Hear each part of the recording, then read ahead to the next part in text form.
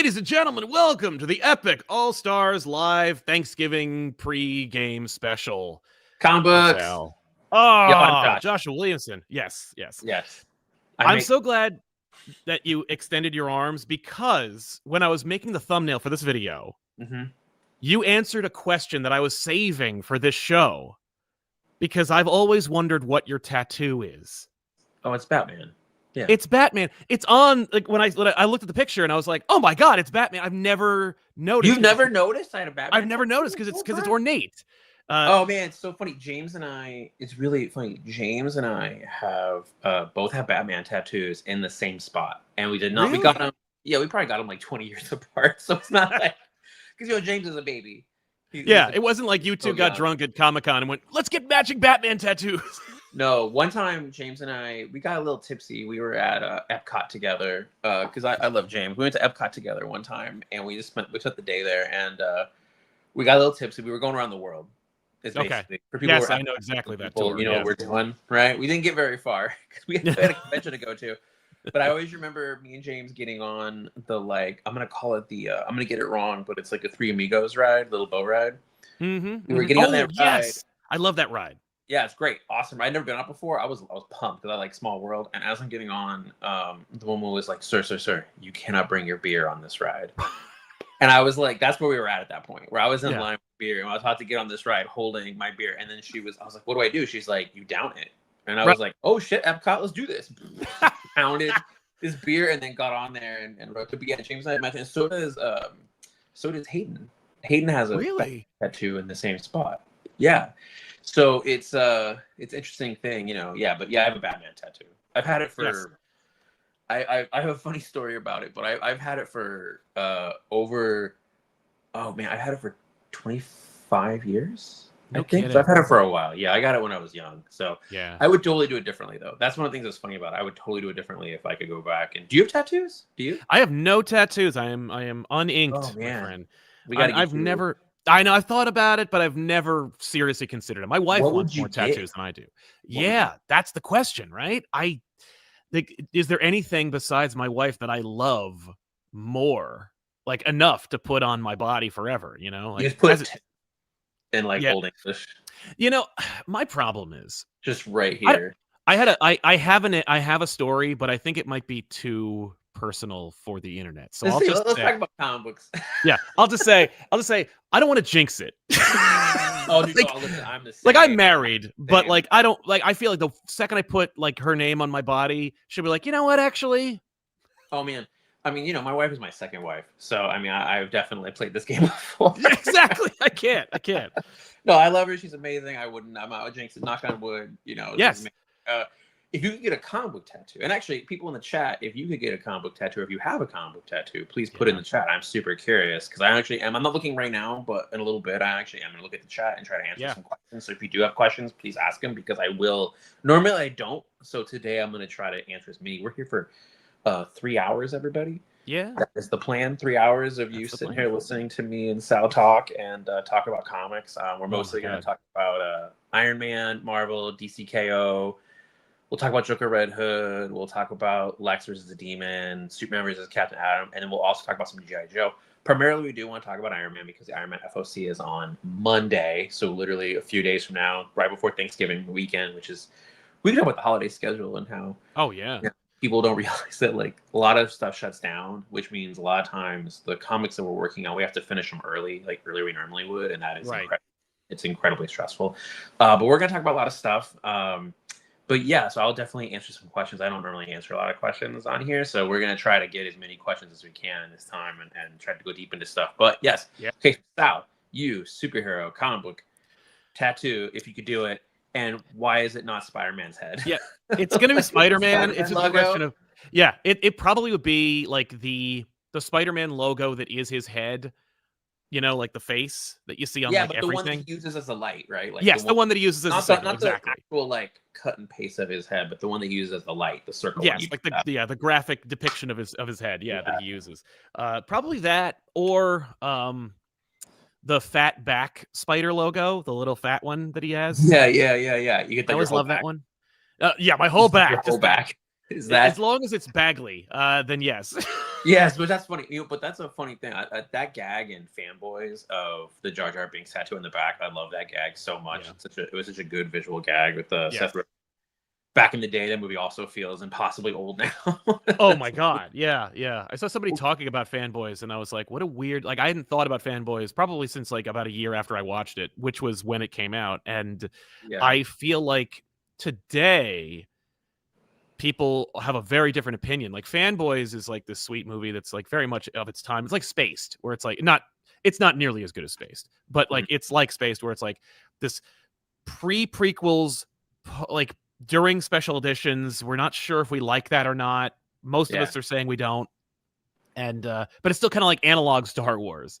And then but now we're in an age of people being like, they were raised on the prequels. They love and defend the prequels. Dave Filoni is like a big prequels apologist. Like, when I went to college, it was right after the prequels started coming out, right after Phantom Menace came out. And I remember when Phantom Menace came out, I think I talked to it before, but like after it was over, I went with, it was really weird. I actually saw it with my ex-girlfriend because we had promised each other we would see it together. Oh, that's nice. And awful idea.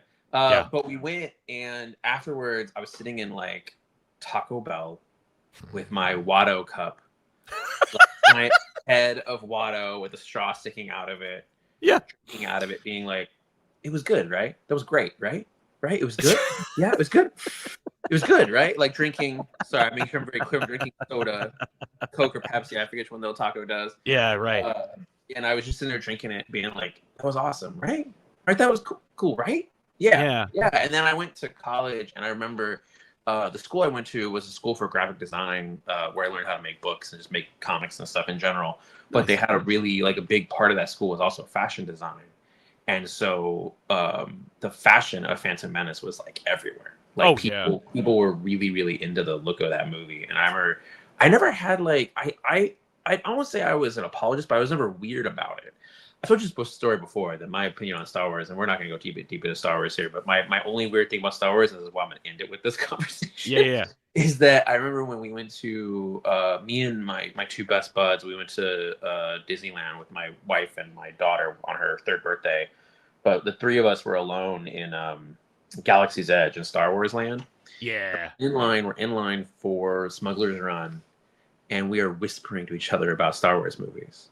Like, we are whispering to each other in line of our thoughts on Star Wars movies as we're in line whispering to each other. And I remember, like, that is where we're at. We're literally in Star Wars Land, in a Star Wars ride, and we're fucking whispering to each other. Yeah, because we can't let anybody know what we think. You can't either way. Either way, somebody has emotional stuff, and it goes across the board with Phantom Menace, all of it. But you know, so for everything that you don't like, somebody loves.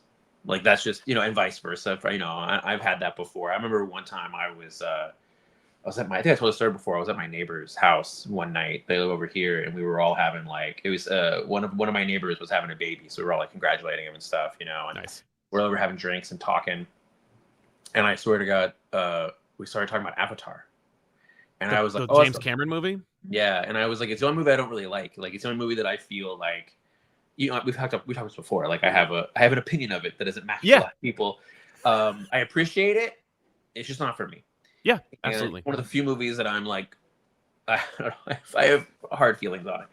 And I think you know me. Normally, everything I'm just like, cool, man, go with God. I'm glad you like that. Like, I never had weirdness with anything. That's the only one. And then one of my neighbors, he was like, I saw that movie like a dozen times in the theater. It's my favorite movie. And then he lectured me for 30 minutes about why it's amazing. But the reasons he loves it have nothing to do with story. It is because he is an electrical engineer, and he loves engineering.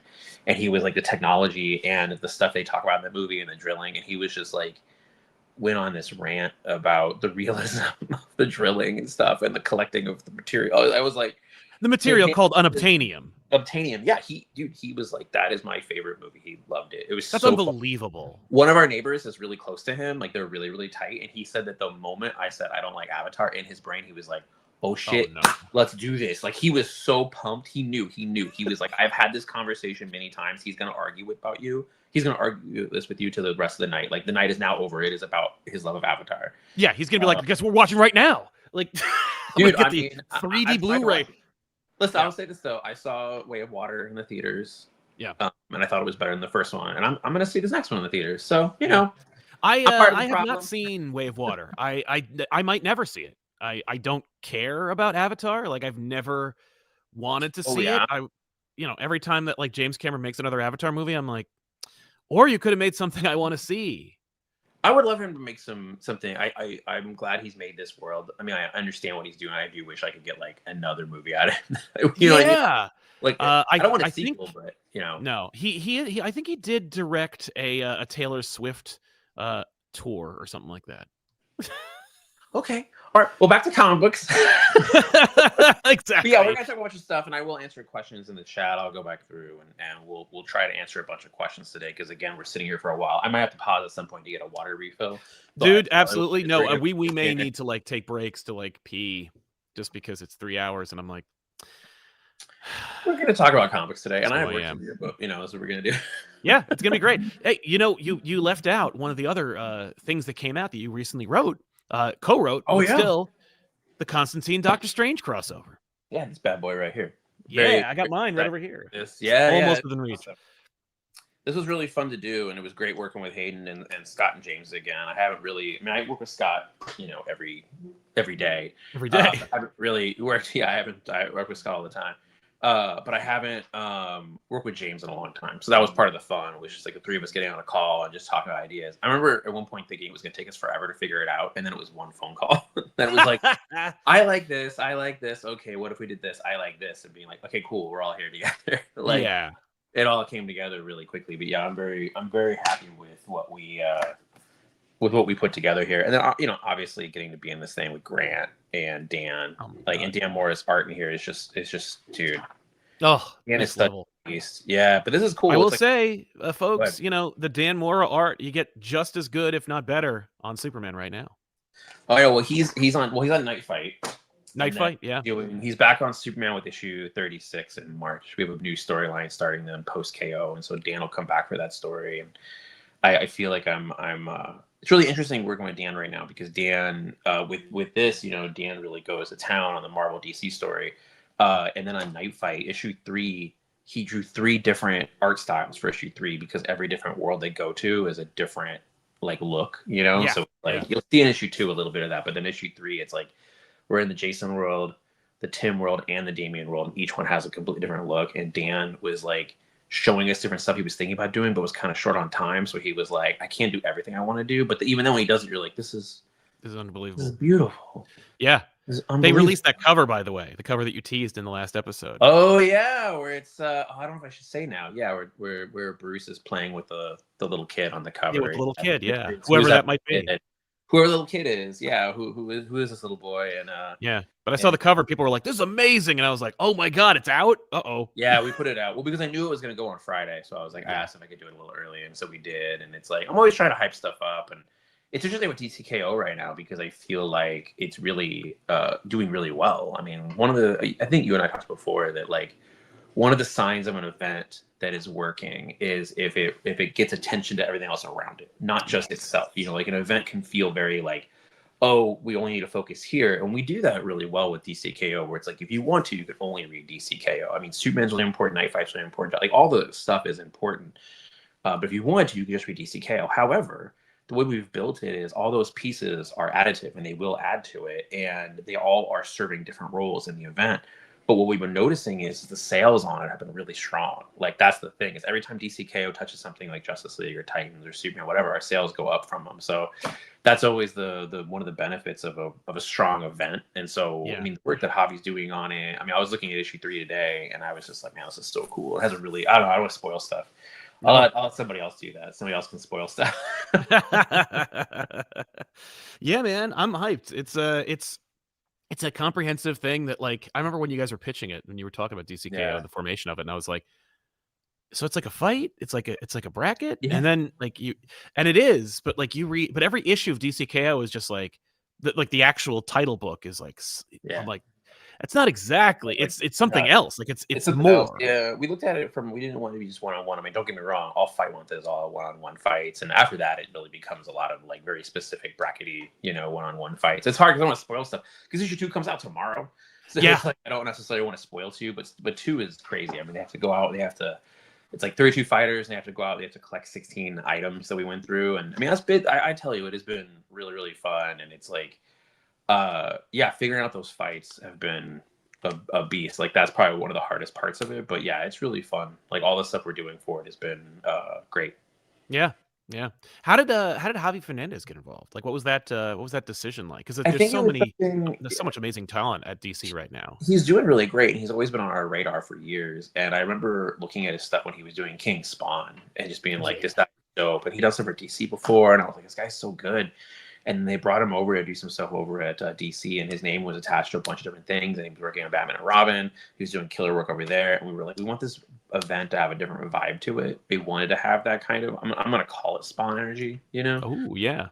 And so when we started looking at Javi's work, it was like, I think this guy could do it. Like, I think he would bring something very different to it. And then we put Alejandro on it for colors. Alejandro just elevates it even more. So, I mean, it's been really great. But yeah, dude, I'm glad that you like this too. I'm glad you like Batman Deadpool. We can talk about DCKO more, but I'm glad Batman Deadpool. Like, it's just something I'm really proud of it. I mean, it's like we talked before. I remember when it was announced, it's like once in a lifetime opportunity to just be able to be in there, you know? Yeah. And again, it's funny when we started pitching that, I did not know I was going to be writing Iron Man. I really was like, I might never work for Marvel. So it's like, that might never happen. So being able to do this here has been, has been pretty awesome. Absolutely. You know, apropos of DCKO, it's funny you mentioned, you know, we were talking about DCKO. DCKO #2 is coming out tomorrow. It'd be fun, you know, if like anybody, you know, I mean, obviously, Scott's writing that issue. It'd be interesting to have Scott Snyder like pop in and like say something about it. Yeah, that's awesome. Oh, look at that. There he is. We did it. Surprise, everybody. Scott Snyder is here. Welcome back. It's great to see you guys, Josh. Long time no see. I know. We talked yesterday. Dude, this is how we're gonna talk. We're gonna talk about Whiplash. Is how we're gonna do this now. Oh man, I called Josh just to talk about that movie because we were like, I watched it with my 14-year-old, and it was like he loved it and I loved it. And that's what I was curious about. And I was like, are we too hard on people? Are we not hard enough on people? Like, it's I thought when you were telling me, because I was walking into the gym when you were telling me, I had so many questions. Because one, I was like, I can't believe you just saw it for the first time. We will talk about DCKO, but part of the fun of these live streams is talk about other stuff too. But really quickly, I was curious about that. If someone went over Emmett's head and then you were just zoned in, you know what I mean? You were just like feeling it because it's that kind of movie where it's like it can hit you kind of hard, you know? It was funny because he was like, "What is jazz?" You know what I mean? Like, because he's still 13 or whatever. But I was like, hold on. Like, I know. I was gonna say, we need to be nicer. We need to be meaner. Encouragement, discouragement. Like, it's awesome. But we were gonna talk about DCKO, dude. And I always tell people this. I think this event has been really fun, and I'm really glad that it's successful and it's hitting everybody. Like everybody's getting, you know, everything that DCKO hits gets a bump because of it. But one of the fun parts has been you and I on the phone or in chat talking about the fights. And just being like, totally. How do they fight? Who do they fight? And then, you know, how do they win? How do they lose? Like the detailed, long, like pulling books off the shelf to look at shit from like 20 years ago, being like, I have precedent. They will win because of this. Like there was literally one in 3 that we were just talking about the other day where it was like, literally like I was calling him some like the science of Big Bardas like this versus Wonder Bracelet and that and like. It was crazy. Spoilers, the Big Bardas. Yeah, spoilers. There's like but it's super fun. I mean, like we just wanted to make it something. First of all, by the way, let me just pop in and say, because I know you were talking about Iron Man, how awesome Josh's Iron Man is. How proud we are of him. I am of him. Like, it's just like it's an epic take and an epic story. And I think that anyone that's ever loved that character, anyone that's never read the character, is going to be like, fall in love with the whole mythology all over again, and with Tony, because he's got like an incredibly original idea, and Josh is a big planner like me, and he's got a story that's just gonna wow you. I want to spoil everything, but it's his, so I won't spoil it. Yeah. I'll spoil my own stuff, but I just wanted to say sincerely, like, thanks, man. You know, it's so awesome to see him doing that. I know how much he's loved that character, and I just want everyone to know, like, please go over and support Marvel, but support Josh, because he put his heart and soul into it, and it's fucking awesome. Thanks, man. Yeah, I really appreciate that. Yeah, Scott knows how much I love Iron Man, so he's been super supportive and awesome with me working over here. But yeah, thanks, guys, and we'll talk about Iron Man some more later. Right now, Scott's here. Sorry. And again, also thank you everybody here listening to us talk about DCKO, and everybody supported it. Like it has been really rewarding. It's one of the best parts of DCKO is how much people have come in and really like supported this event and this story. Yeah, I can't even believe like we wanted to, the whole goal of KO was to give like a really fun kind of middle story, like a midpoint to this big dark side epic that we're doing that began with All In, that the two of us kind of architected back then. And the whole story is really about the heroes trying to figure out what to do to fight this threat that essentially represents the end of all comics, the end of all superheroes, you know, in that way, but it's superhero storytelling. And so in some ways it's a little bit meta, but in the ways like on the page, it's really heartfelt from us about the characters, why they're special. Because there's two levels, right? There's like, well, what do you do to keep comics exciting to people? Well, there's the threat of the reboot in the first issue. And so there's stuff that speaks to like what we as an industry can do. But the real truth is when you love these characters the way that creators do and fans do and editors do, they're endlessly like, you know, like enduring and renewable and all of that stuff. And so the whole event is really about that in all kinds of ways where, you know, at core, it's a heartfelt love letter to Superman as the main character, but to all these characters, good and bad, villains and heroes, to say there's so much, not even just life left, but we haven't even gotten started. So we wanted to do something that felt like it was over the top, just like knock down, drag out, cage match fun, every issue full of those moments that you're going to go talk to your friends about and be like, can you believe they did that? You know, and like 2 or 3 of those an issue. And, you know, beneath like 9 layers of candy to just have it mean something, have it be like, look, this is really about a moment when I think a lot of us would love for a character like Superman to change the way he acts and save everybody, save everything from all of our fears all the time, right? Save us from all these existential threats we feel all the, you know, every day, from whatever you're afraid of, that Superman would come in and say, you know what, things have finally gotten bad enough. I'm going to fix like everything from cancer to climate change to like, why not? And so it's this really big, it's a really resonant story for us, buried beneath all of the kind of like nonstop fun and action. So issue 2 comes out, yes, tomorrow. And it's our big, we said this before, so it's not a big spoiler, but it's like, it's essentially the second level of these 5 levels they have to get through. And in this one, the 32 players essentially have to fight over 16 incredibly powerful DC items, varying from like smaller things like Venom all the way up to like the Mother Box, Whirligog, all that kind of stuff.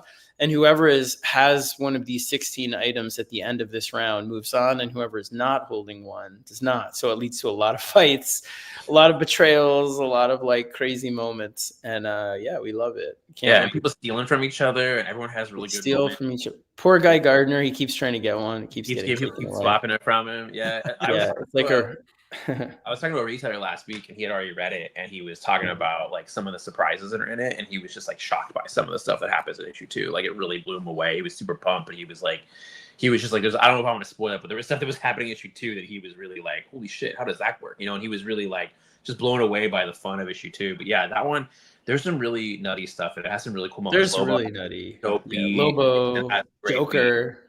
Oh, yeah, Vixen has a great moment. But like, yeah, I mean, again, like the other thing we really want to impress on people is like that we're doing it like there's kind of 3 priorities Josh and I really isolated about if we do an event, we want it to do 3 things, right? Because we've been in DC a long time, and we've seen when, you know, events sometimes like there was when a lot of the more chaotic years, it would be like, we need to do an event because we do events a couple times a year, or they need to generate a certain amount of money. And it was like cart before the horse. So for us, it was like, this events that we've been a part of that we've really loved. We've been like, it's got to have a great story, a story that we would want to pick up and read. Obviously, that's first and foremost, and has heart. 2, that it really makes a statement about things we believe in as a company, meaning like who we are as DC right now. So this event is talking about big tent. We want everybody to come love comics. It's big Saturday morning cartoon fun. You know, it's like smashing the heroes and villains together in the most kind of insane ways that would get you back into the store. It's heartfelt. It's all those things. So it says what we believe our priorities are at DC in all kinds of ways. And 3, and this is a really big one, that it leads to something, that makes the line even better on the other side, that it has utility. And so if you're picking it up and enjoying it, know that both story-wise, but even more importantly, like just logistically, it's going to set up and then launch a bunch of new books that we discuss, like Next Level. It's going to have an impact on the main line in places that creators have expressed a desire to sort of refresh their books. So come March, this is almost like a funnel for you're going to get shot. You're kind of getting shot through it to the other side, where there's an even bigger, more expansive, more sparkling kind of DCU. And we're really grateful to Jim and Marie and Anne and, everybody there for, instead of being like, hey, we had a banner year where we did better than anyone expected with all these things, to be like, let's just like put it in a treasure chest somewhere. I don't even know what that means. Like a Scrooge McDuck thing like that. I picture it because I don't have any real life skills. I have no idea. It's but like I picture Jim like biting a gold coin to make sure it's real, And then it's like, instead of doing that and like swimming in the gold things, they were like, let's reinvest and make more books. Like, let's expand the line. Let's bring in talent. Let's refresh. And so that's where you get like Scotty Young and Jorge doing Lobo, and you get Greg Rucka coming back with Danny to do awesome Batwoman, and you get a lot of the books we haven't been able to announce, a lot of the talent that you see on that list. But there's books that have already been greenlit that are not even on that weren't on that list at all that we showed. So there's tons of surprises coming with some of your favorite creators, and that spirit right now, the fact that everybody at DC has really embraced this ethos of like, pay it forward. Like, if we just keep improving, like, and keep the narrative about us sincere and good, like, and you do the books that you think that are creator forward first and foremost, and you're not going in there being like, hey, we have this, we need you to create, and instead being like, what do you want to make, that ultimately, like, it's going to keep working for us. And to see that, and to see their enthusiasm and how aggressive DC is about like, let's just keep going, go bigger, has been the most fun I think I've certainly had in superhero comics, and I hope for Josh too. But I really like love the two of us getting to work together. This is like the dream job. I go to work with Josh every day. We get to call each other and talk about comics every day, and then just talk about the cool stuff we're doing. And I do think people are going to be really surprised with some of the stuff we have coming with Next Level. Like the Next Level stuff, it's next level. Like it's something, it's so fun to watch it come together and really like, I don't want to say DC's taking risks, but it's like they are investing in things. They're looking at stuff and being like, let's get some of these other characters that haven't had a series in a while and see this opportunity. We have this momentum, and it's the best shot for some of those characters. So you put those characters with creators who love those characters and have a story to tell. Like, it's really awesome to see. And right now, I mean, I think it's fair to say that DCKO is kind of like the end of the first act of All In. Yeah, it's like the midpoint. Yeah, exactly. It's like the midpoint. It does a lot of stuff that like makes it better and worse for the heroes, and it makes them aware of the Absolute universe in different ways. That's, you saw the covers, like issue 4 is them versus the Absolute characters in this really dark, twisted, fun way that I think has impact and yet allows the lines to still operate separately for now. Yeah, but I mean, so there's also going to have massive impact on DC next year. I mean, you're going to see the themes we're playing with next year. I don't want to spoil it, but the stuff we've been talking about for what next year is going to be, and some of the themes we're playing with, and the stuff we're building to, it's so exciting. It's so biggest. It's like easily the biggest stuff that we've ever been a part of is the stuff coming. Like, this is the midpoint that sets up the stories that, as Josh was saying, that are going to kind of fuel the big third act in a year plus from after that, which is going to be just like the most explosive stuff too. So for us, like, I'm just so grateful to Josh, honestly, on this Thanksgiving for being like not only such an awesome partner and friend, but for being such a backbone at DC. It's been really fun. He's the one that got me to come back, and it really is like to see what he's been able to build and to get to play with him in the sandbox together every day is just like the most fun. Yeah, Chip is what? Right. No, there's no. Is Chip here now? What? Penguin versus Joker, Batman versus Mixer Mixislick. Who cares? Dude, Josh, I'm so mad at you right now. You're a Marvel guy now. You're doing Iron Man. What are you doing here with Scott talking about people punching other I people. did not know this was happening. DC people. So this is all totally surprising. I had no idea. I love to see Chip. This was completely impromptu. Something, Chip. I thought you were traveling the world, too busy to talk to us comic book people. I thought you were, you're over here. I stopped my travels immediately when I heard this was happening. Oh my god! Raced home. Yeah, you came home. Dude, it's good to see your face, man. I miss you. I missed you at New York. Yeah. I mean, I would like to say I missed you in New York, but I didn't miss New York at all. I know. I was very happy to not be there. It's one of the I know. It's a lot. But you'll go overseas, but you won't come to New York. I see how. Exactly. Yeah. I don't know. There's something about writing Captain America that makes me think someone's going to murder me for writing Captain America in America. Because I don't know why. Is it? I was tweeting about issue 5 was awesome, dude. Yeah. Oh, thanks, man. Yeah, it's been really the series. The other 4. The other 4. Yeah, but 5. Yeah, that was the one that was ghost written by Tom King. No, it was great, dude. The whole series is awesome. I was talking about it with Dennis Camp the other day, and just being like, it's really a great feat. You should be proud of yourself. So, yeah. Why won't you put me on Absolute Plastic Man? I thought, aren't you? If you're, dude, I thought you were exclusive Marvel. I'm not exclusive. You can't tie this down. You want to tie this down? No, it's impossible. Dude, we should right after this, like, hop on the thing. I'd love for you to come back over and do stuff. I wrote you. Also, I wrote you back when we started Next Level. Remember? And you were like, "Oh, you had." This is like so inside the traveling. I know. Like, what are we doing? I remember this is live, guys. Yeah, this is stop being recorded. Right. I forgot not recorded. Other full people on live. There's other. No, it's good. It's good. Everything we're talking about. It's the truth. Look, dude. That's true. That's true. Yeah. A big takeaway is you offered me Superman in Action Comics, if I recall. I offered you Josh at the same time. I don't know why action. So I'm all right. You gotta do it, Mark Wade. Exactly. Yeah. No. You want to steal action, right? Yeah, Mark Wright's action. Yeah. I offered him all the Superman books to fire Josh, Dan Slott, Mark Wade. Everybody gone. Everybody always wants to write Superman. That's what I've learned. Everyone always wants to write Superman. That's when then they realize they have to write Superman. Ugh. Oh yeah, it is hard. I hate when people say it's easy. It bugs me when people say writing Superman is easy. I'm like, he's got all the power, so it's easy to do. Oh yeah, it's just like, well, just do what he does. Do all the right things, and I'm like, what? It's basically it's it's writing Captain America, but with a lot of powers.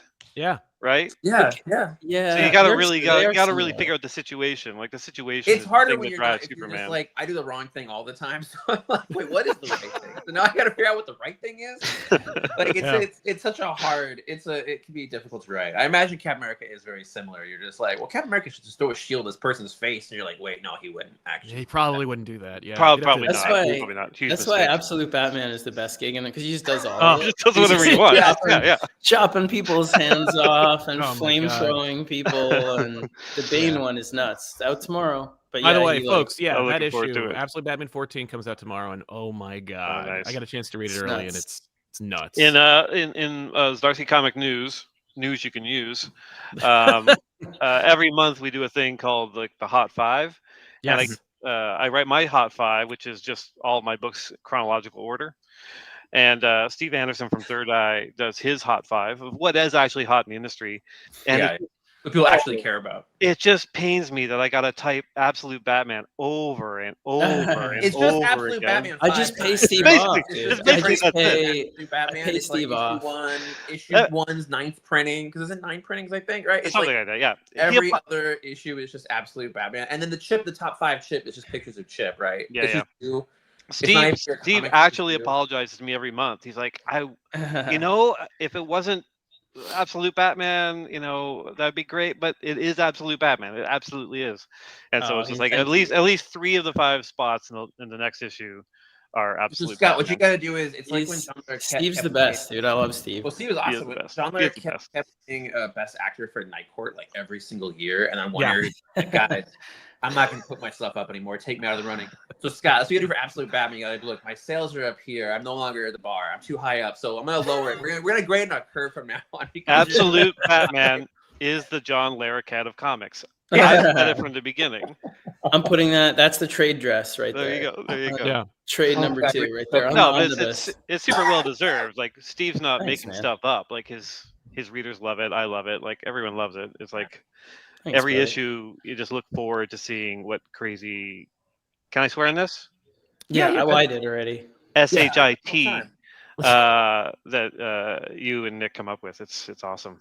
Thanks, man. I appreciate it. Nick is just like, I mean, like, I can't say enough good things about him. We take like 2 podcasts. He really is. Yeah. Yeah. I'll let you guys talk though. I felt bad. I was only I was only coming on for 10 minutes, like to just say KO and then it's cool. It was funny all week long. I was like, normally we invite a bunch of people, but we've been so busy, I wasn't able to invite anybody. And I was like, I guess just give me a Sal and me. Now it's all 4 of us. That's 10:30. Yeah. I'm Canadian. I don't celebrate Thanksgiving, so I got nothing going on. Yeah. Don't you have? I thought you had a Canadian Thanksgiving. Yeah, we have. It already happened. It's barely anything. It's like a month ago. Yeah. Oh, it's a month ago? October. Oh. Yeah. It's so weird to me that you guys have a holiday that is as important, if not more important, than Christmas. So close to Christmas. Yeah. Well, it's a trifecta. You got I guess you have Halloween, Thanksgiving, Christmas, and kids just have no school for this entire middle of time, apparently. And then you get New Year's and it's back to work, I guess. Like, right. The next day, like after New Year's, they're like, "Oh, well, that doesn't count." Yeah, it's horrible. My kid, I went to I showed Josh pictures too. They had a Thanksgiving feast and they made them dress like the pilgrims, which was like, but the funniest thing was they gave them these hats that looked super satanic.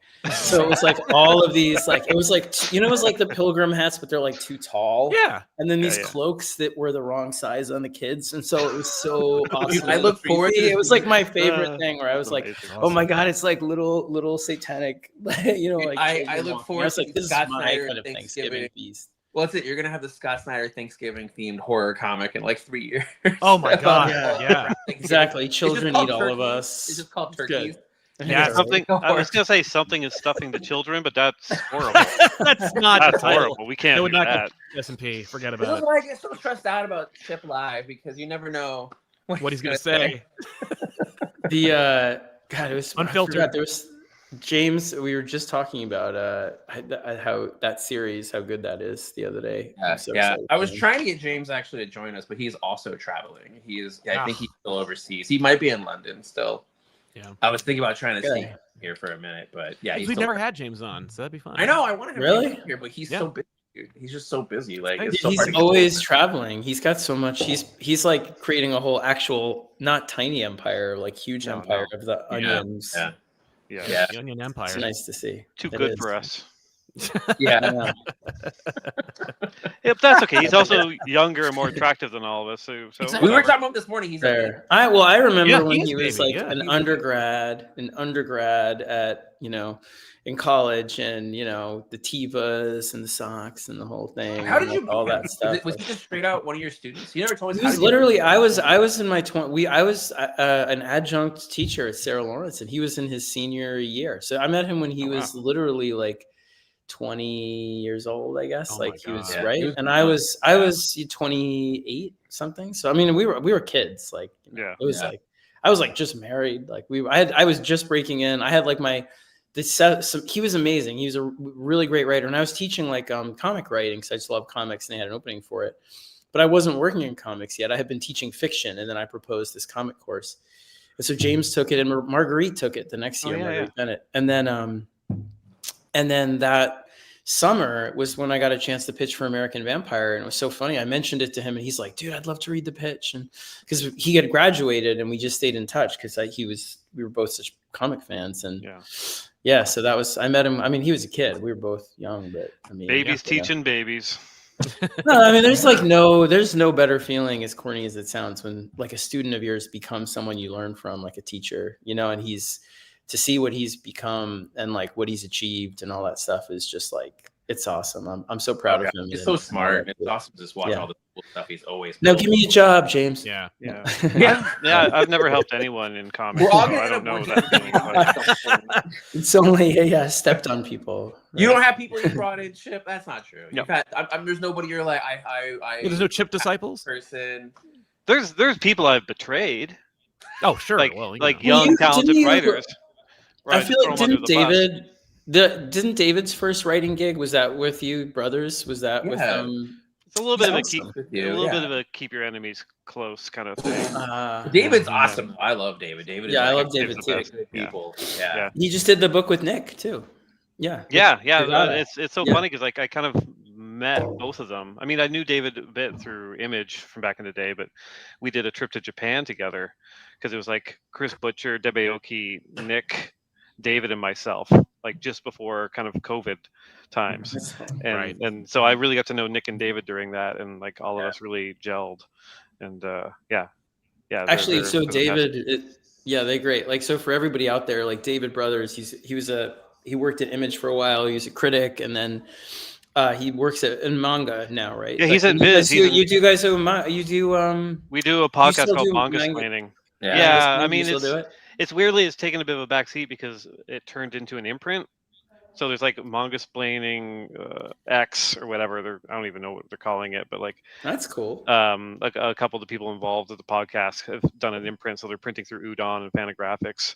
That's great. Nice. So it's kind of taken up a lot of the time, but yeah, we do a podcast called Manga Explaining, where because David's an expert in manga, and so are the rest of the hosts, and they kind of walk me through manga. We've done like 100 different series at this point. I listened to the because my kid at that time when you guys started was my oldest was really getting into manga and Death Note and like all of those. So it was great. I loved it. But David was funny. David was the first person when I was like just starting and had all of like the glow of like this new writer that everybody likes, to totally like criticized. He like totally cut me down but it was the most constructive way. He was like, everyone's all into this guy, Scott Snyder, but if you look, he starts all his stories with the same narration. It's like my father once, it was all about like telling a story about my father. And I was like, oh my God, he's totally right. I've done that in like 5 different books. And so when I wound up at Image doing Witches and he was around, I asked if he would edit the book because he was like one of the people you knew would keep you really honest, and we've become friends since then. But it was great. Yeah, he was probably the first person to really write like something that was like, you know, not only like totally accurate, but really cutting about like, hey, you could be better. And in that moment, you know, when your head gets too big at the beginning, if things are going well and you're like, I believe all my own hype. And then I don't know what you're talking about. None of us ever fall into the believe our own hype. Like I think all 3 of us ever fall into that. Anyway, no, it's true. You guys all 3 of you are very humble people behind the scenes. Truly, like you recognize like that. There's there's this kind of opportunity that you want to embrace in a really profound way. That despite the bluster and the facades that come up every once in a while. I was just gonna say, David was the best kind of critic. I actually hate that he doesn't do it anymore because he's not writing a mean thing because he enjoys it. Right. Like, a lot of time, and I've had that before. Like when I worked at the newspaper, sometimes I write a bad review of a thing, and like you get some joy out of it because it's a more fun thing to write when you're being mean about something than when you're being like glowing about a thing. But David doesn't have that in him. Like maybe a small part, but like he's just like, no, I'm observing this. I'm reading it multiple times so I understand it before I talk about it. And if it's good or if it's bad, I'm not deriving joy from those facts. Like these are just the facts, which is it's writing because you want things to be better, and like because you care about the industry rather than writing just to take something down for the joy. Yeah, but he's also looking at it from all different points of view of like not just the craft of like he's not coming at it from a weird point of view. I think when you can look at something and even say this might not just be for me, but you're not like ripping it down. Like I never felt like we were ripping it down. He was actually the first person I went to for Nailbiter to see if he would edit it. He couldn't do it for scheduling reasons, but at the very beginning we went into like I went on not a Zoom. This is so long ago. It was like a Skype call or whatever it was. Zoom was not in our lives at all yet. And David had all these questions that really stuck with me. He had questions and thoughts about the character, about the story that stuck with me, even though he couldn't edit it, that to this day are still in my head. Even when we're working on other stuff for Nailbiter stuff, it's still like some of the things that David pointed out really early on when we were really early stages. Just character stuff. Stuff was really, to this day, sticks with me because David is very, very thoughtful. Something I look for. It's nice. You surround yourself. I think all of us look for people like that. That's part of you find people that'll be honest with you, and the more you do, the harder they are to find in that way. So keeping people around you that'll really tell you the truth is super valuable. But I want to Chip, it's nice to see also like. Are you having fun? It feels like reading Captain America. It feels so like dialed in too, like it was with Batman too. But it feels like you're having fun. But also, I mean, how many issues of Captain America have you written at this point? Yeah. Marvel told me to stop writing. How far? Just because I was so far ahead. How far are you? Before issue 1 came out, I'd written 13 issues. Oh my god! You and Jeff Lemire, man. Jeff Lemire is like that's Canadian thing. I mean, look, I've long admired Jeff for that. Like, I remember reading his his blog where he broke down a schedule. I'm like, oh, I need to do that. Yeah. But actually, I figured out the trick. Like, I have this clock where when it basically counts up to 3 hours every morning, and I usually start writing at 6 in the morning, and I haven't opened my email, I haven't checked my phone, I haven't done anything. All I do is write. So there's no distractions. And I just do it until that 3 hour mark, and then I just stop, no matter where I'm at in the script. And if I finish a script, I immediately start another one. Because it used to be like, you'd write a script, you'd be like, if you have like 2 more pages to do tomorrow, then you do them the next day, but then you don't start writing another thing. Yeah, for sure. Yeah. You're just like, I did my work for the day, but with this schedule, you're making me feel guilty. No, but I'm like, I'll be like, I finished a script, and I'm like, well, that's the way I was. But now with the 3 hour thing, I'm just like, if I finish a script at the 2 hour mark, I close it, and I open up the next one, and I start on that. Like, when my 3 hour, I call Josh and gossip. Oh gosh, I'm like, time to spill tea. We're just gonna talk about stuff. No, but one of the worst things is if I finish a script on a Tuesday, and then I'm like, week's done. I know that's the danger. Like, I gotta hit back. Like that's one of the harder parts. Is sometimes your brain is like, I did my job for the week. I'm good. Yeah. Now I know you're like dial back. I know this week is so funny here too, where I'm like, the office closes early, and like it's a time difference, so it's like you do all that math, or it's like like when I took a vacation in Hawaii with my family a while back, and it was the best because it was like for the people it was like we were earlier than them, so it was like you got your work done before they were even in the office, and then you're like bye, like you can't even email them. I'm done. It was like I feel like I'm all playing games. You're better, but I mean having kids, but it's still just 3 hours. It's still just 3 hours.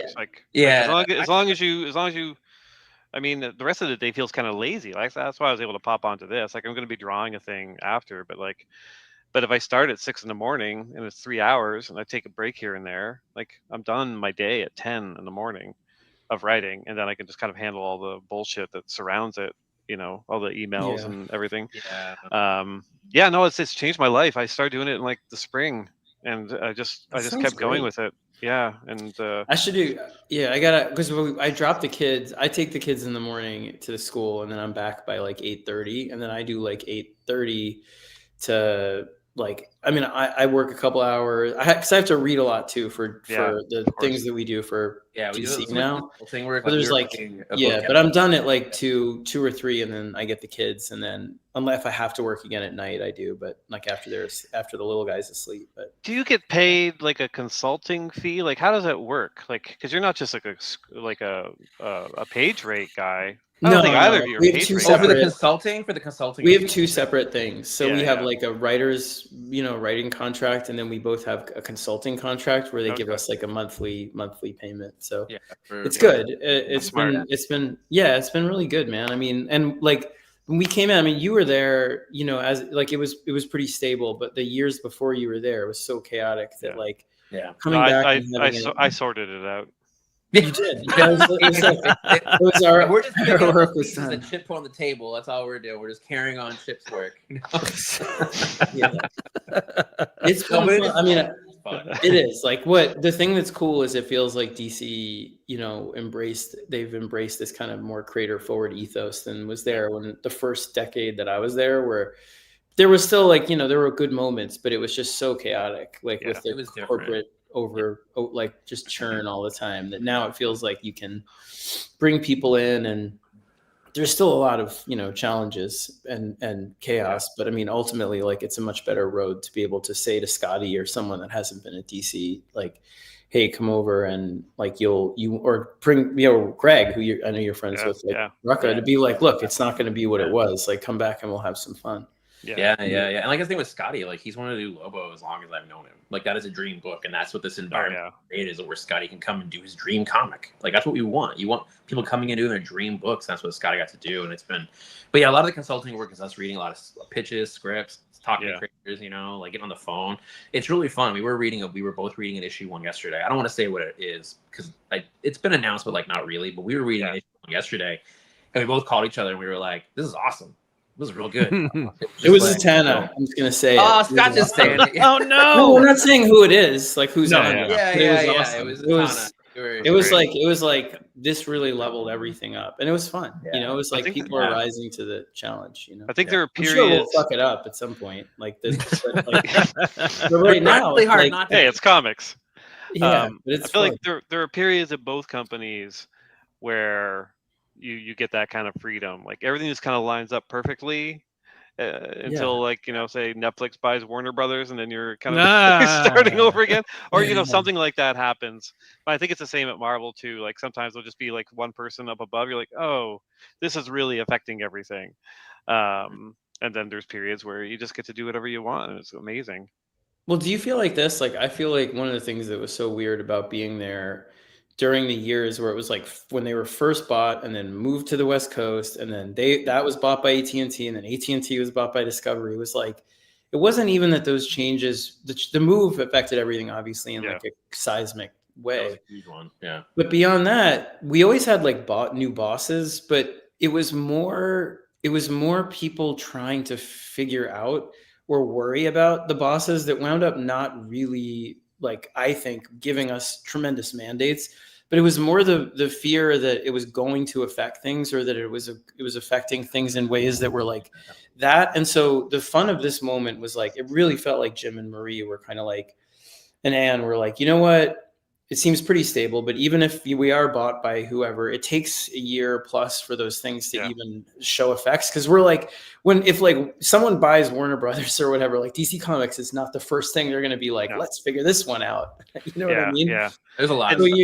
And they kind of just were like, you know what? Let's just do stuff that's really comic based. Like, let's forget about pleasing TV movie stuff and just do stuff that's comics. And so we are in a good bubble. Sometimes the danger is just when you have a bunch of people that are just above you that are scared and they're anticipating problems. So they cut creative ideas off before they can even be pitched higher. There's like, no, because they want to protect their jobs. They don't want to, them to find out that you're having Spider-Man murder somebody. I don't know, whatever. Right. Or Swamp Thing meet Jesus. Yeah, exactly. We're getting there. Exactly. I know, we're getting it. Yeah, it's awesome. That was so, what you just said is so, just to like stop a moment to reiterate how true what Chip says is that like, and it's not even like hey, these guys are evil or they're awful. It's, you have to learn. And one of the things that Josh and I think deal with and have learned, to be really sympathetic to is like, you're dealing with people who are in positions where they love comics. Nobody gets into comics for anything other than like love of comics. You know what I mean? Mm-hmm. But it's like ultimately like, they're not making tons of money usually. I got in trouble actually because I was like, editors are underpaid in general. And then I feel bad. DC was like, don't say that because everyone thinks that we're underpaying them. And I don't know if they are. They probably aren't. They're probably doing fine. So I won't say they're underpaid. But their DC pay is awesome. So I don't know what they pay. But the you just say they're underpaid compared to Chip. Yes, or us, yeah. But what I'd say ultimately is like, you realize that they're all people with families too, and sometimes when they don't have they don't know what's above them. They do just what you're saying, where it's like they're afraid of taking a big swing because if it goes poorly, like that's them. And you as a creator, it'll hurt. It could damage your career, but you could figure out some way of, doing something else, especially when you're established. So it becomes less of a like, why won't you let me do this? Or why can't you see this? And being more of a like, listen, like this is let me mitigate your fears about this and explain why this actually has like a pragmatic dynamic to it too, that will sell and not just like, but it is like, it's really learned, like, cause too often it's just kind of like, in the first time when I started at DC, I was awful about that. I mean, part of it I think was I wanted to get fired because I was so nervous, but it was like somebody would act out. You could tell they were acting out of fear. You just didn't respect it. You were like, why the fuck are you doing that? Like, why won't you like it? why would you say that? Because your number one thing is to protect your story. That's always going to be that dilemma, because they're trying to protect their job and make sure everything kind of works well, and they want the story to be good. But that's tricky. I think the other interesting thing is, comic editors, comics people in general, are so overworked. Overworked. And yet, I think within these companies, I think if you look at Marvel and DC, if you looked at kind of above them and within the rest of the organization, they're not that kind of overworked. Like, they're just not, unless you're talking like computer animators or something. And so when something does raise an alarm, it triggers like a dozen meetings, because people love to have meetings, and meetings are the death of the editors. Like, because they have to get the books out. They can't, if you pitch an idea that's going to involve interruptions. Them having to explain to studios or whatever why this is happening. Like, that's just like, you're killing hours of their day with your. It's a great point. So many meetings. Yes.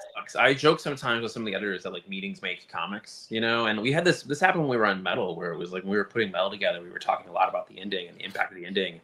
And the amount of meetings that they were doing in that window, it was like a whole summer of meetings, and we were just like, "Tell us what." It was so horrible. Like, it was but the best was Death Metal was awesome, because we were pregnant with, my wife was pregnant with Quinn, and so I was like, I can't go anywhere, and they were like, well, then we'll come to this little town where we live in, and we'll come there for a summit. And it was the best, because when you got them out of the office, and we live in like this little town on the water. So remember, we went to this like little, this little place that overlooked the ocean, and you get them away from that environment. They were so chill. And then they would come over here and they'd be like, let's do like 20 crossovers with Sergeant Rock and like Swamp Thing and this and that. And it was like insane. And then they'd go back and it would get all like cut down. Yeah. But those were the best summits. They would do it. I still remember Danvers. Amazing. Those were awesome. One of them, I remember. I feel like I should have lied. Like, we didn't even have a baby. I was just like, I was just like, I just can't travel because, we're having another baby. Do you remember when we were working on it and Bob was like Bob Harris was on his phone, and he had his glasses, he had his readers, but he was on his phone, and he was like, I love it. Everything is great. This is all awesome. But he never looked up. And then we were like, well, Dan said that if you said it's cool, Bob's word is gospel. And he went, I'm sorry, what are we doing? What's happening? It was glasses out and the whiteboard, and he's like, I'm sorry, what are we doing? What's happening? That's when I was like, one more of the spike drinks for him that he doesn't know, please. Yeah. I remember when we had to call Bendis on. It was one of my favorite ones. We had to call Bendis on one of them to talk about Apex Lex. And we're explaining Apex Lex honestly with Bendis. And we're like, it's like the G.I. Joe movie. And he keeps saying, I once was a man. I once was a man. And we're explaining this. And then it's quiet. And Bendis just goes, have you guys been drinking? Are you drunk right now? He wasn't a fan. So he had no idea what we were talking about. They were crazy days, but they were fun. That was like the height of like the all of the nuttiness, where it was like you get it through by having getting everybody here, getting a secret approval, and now it's like we're all on the same page. That helps a lot. That reminds me of right after, because I had only been starting to go to San Diego Comic-Con like the last 3 or 4 years, but I remember like COVID, right? So everybody shut down. I remember go COVID. Anywhere. Yeah, I remember COVID. It's just a little obscure footnote in human history, but there was this period where nobody can go to conventions. The first San Diego Comic-Con post-COVID, where people could go back, it was like the COVID baby equivalent of comics, where everybody was just so happy to be in the same space together. I know so many things were approved, so many deals were made, so many unions were struck that had no business existing, because people were just happy to be in the same. They're like, yes, whatever it is, yes. Yeah, that sounds good. That sounds good. Sounds good. Yeah, let's do it. It's sunny. I'm warm. I'm outside. I could see you. Like, let's do this. And it's just all it takes is just shaking off the kind of like bitterness of the world of this kind of environment, and being like, just being in a friendly, comfortable space where you don't have to freaking think about or fear the problems that you have to deal with. We were all kissing each other. It was it was an orgy. It was a big orgy, and I won't lie. I was part of it, and it was awesome. You're very happy, yeah. It was weird to not see. I have to run and go get these kids. Exactly. Oh, okay, right on. All right, I'm gonna run. You guys say. Drawing. It's great seeing you guys. I'll talk to you too, bud. Hey, man. Take care, man. I'm gonna go as well, Josh, you goddamn traitor, talking about DC.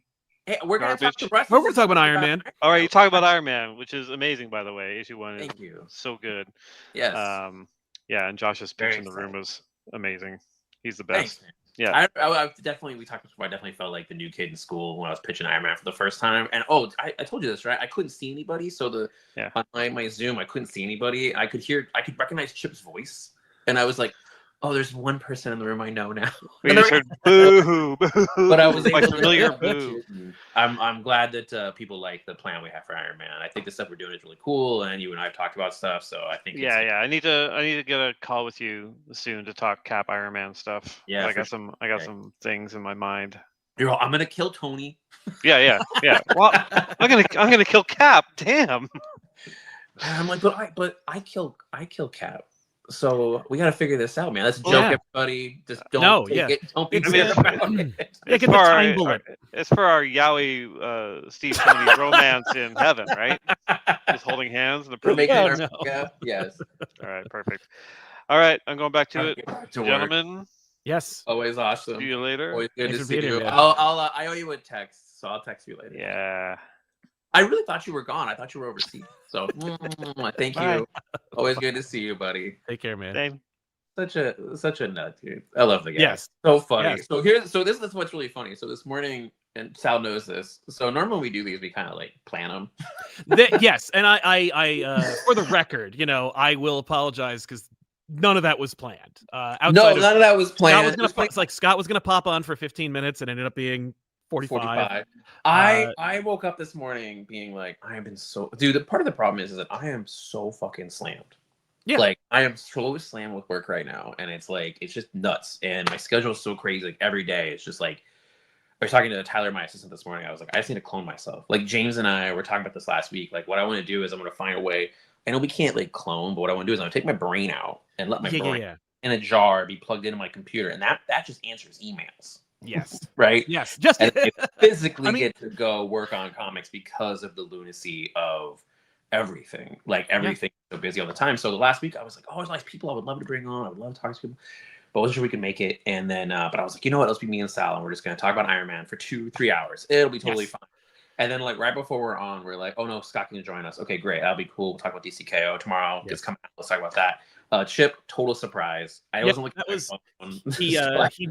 I saw him in the chat, and he was like, "What's up? Put me in the show." And I was like, "What?" And then I checked my email, and I had like a bunch of messages for Chip that was like, "What the hell are you doing? Why aren't you sending me?" Well, we would have. I thought we talked about it last week, and I was like, I thought he was overseas. I thought he was too busy. So I know, that's pretty awesome. But I want to say before we go, I think that there is no better champion of comics than Scott Snyder.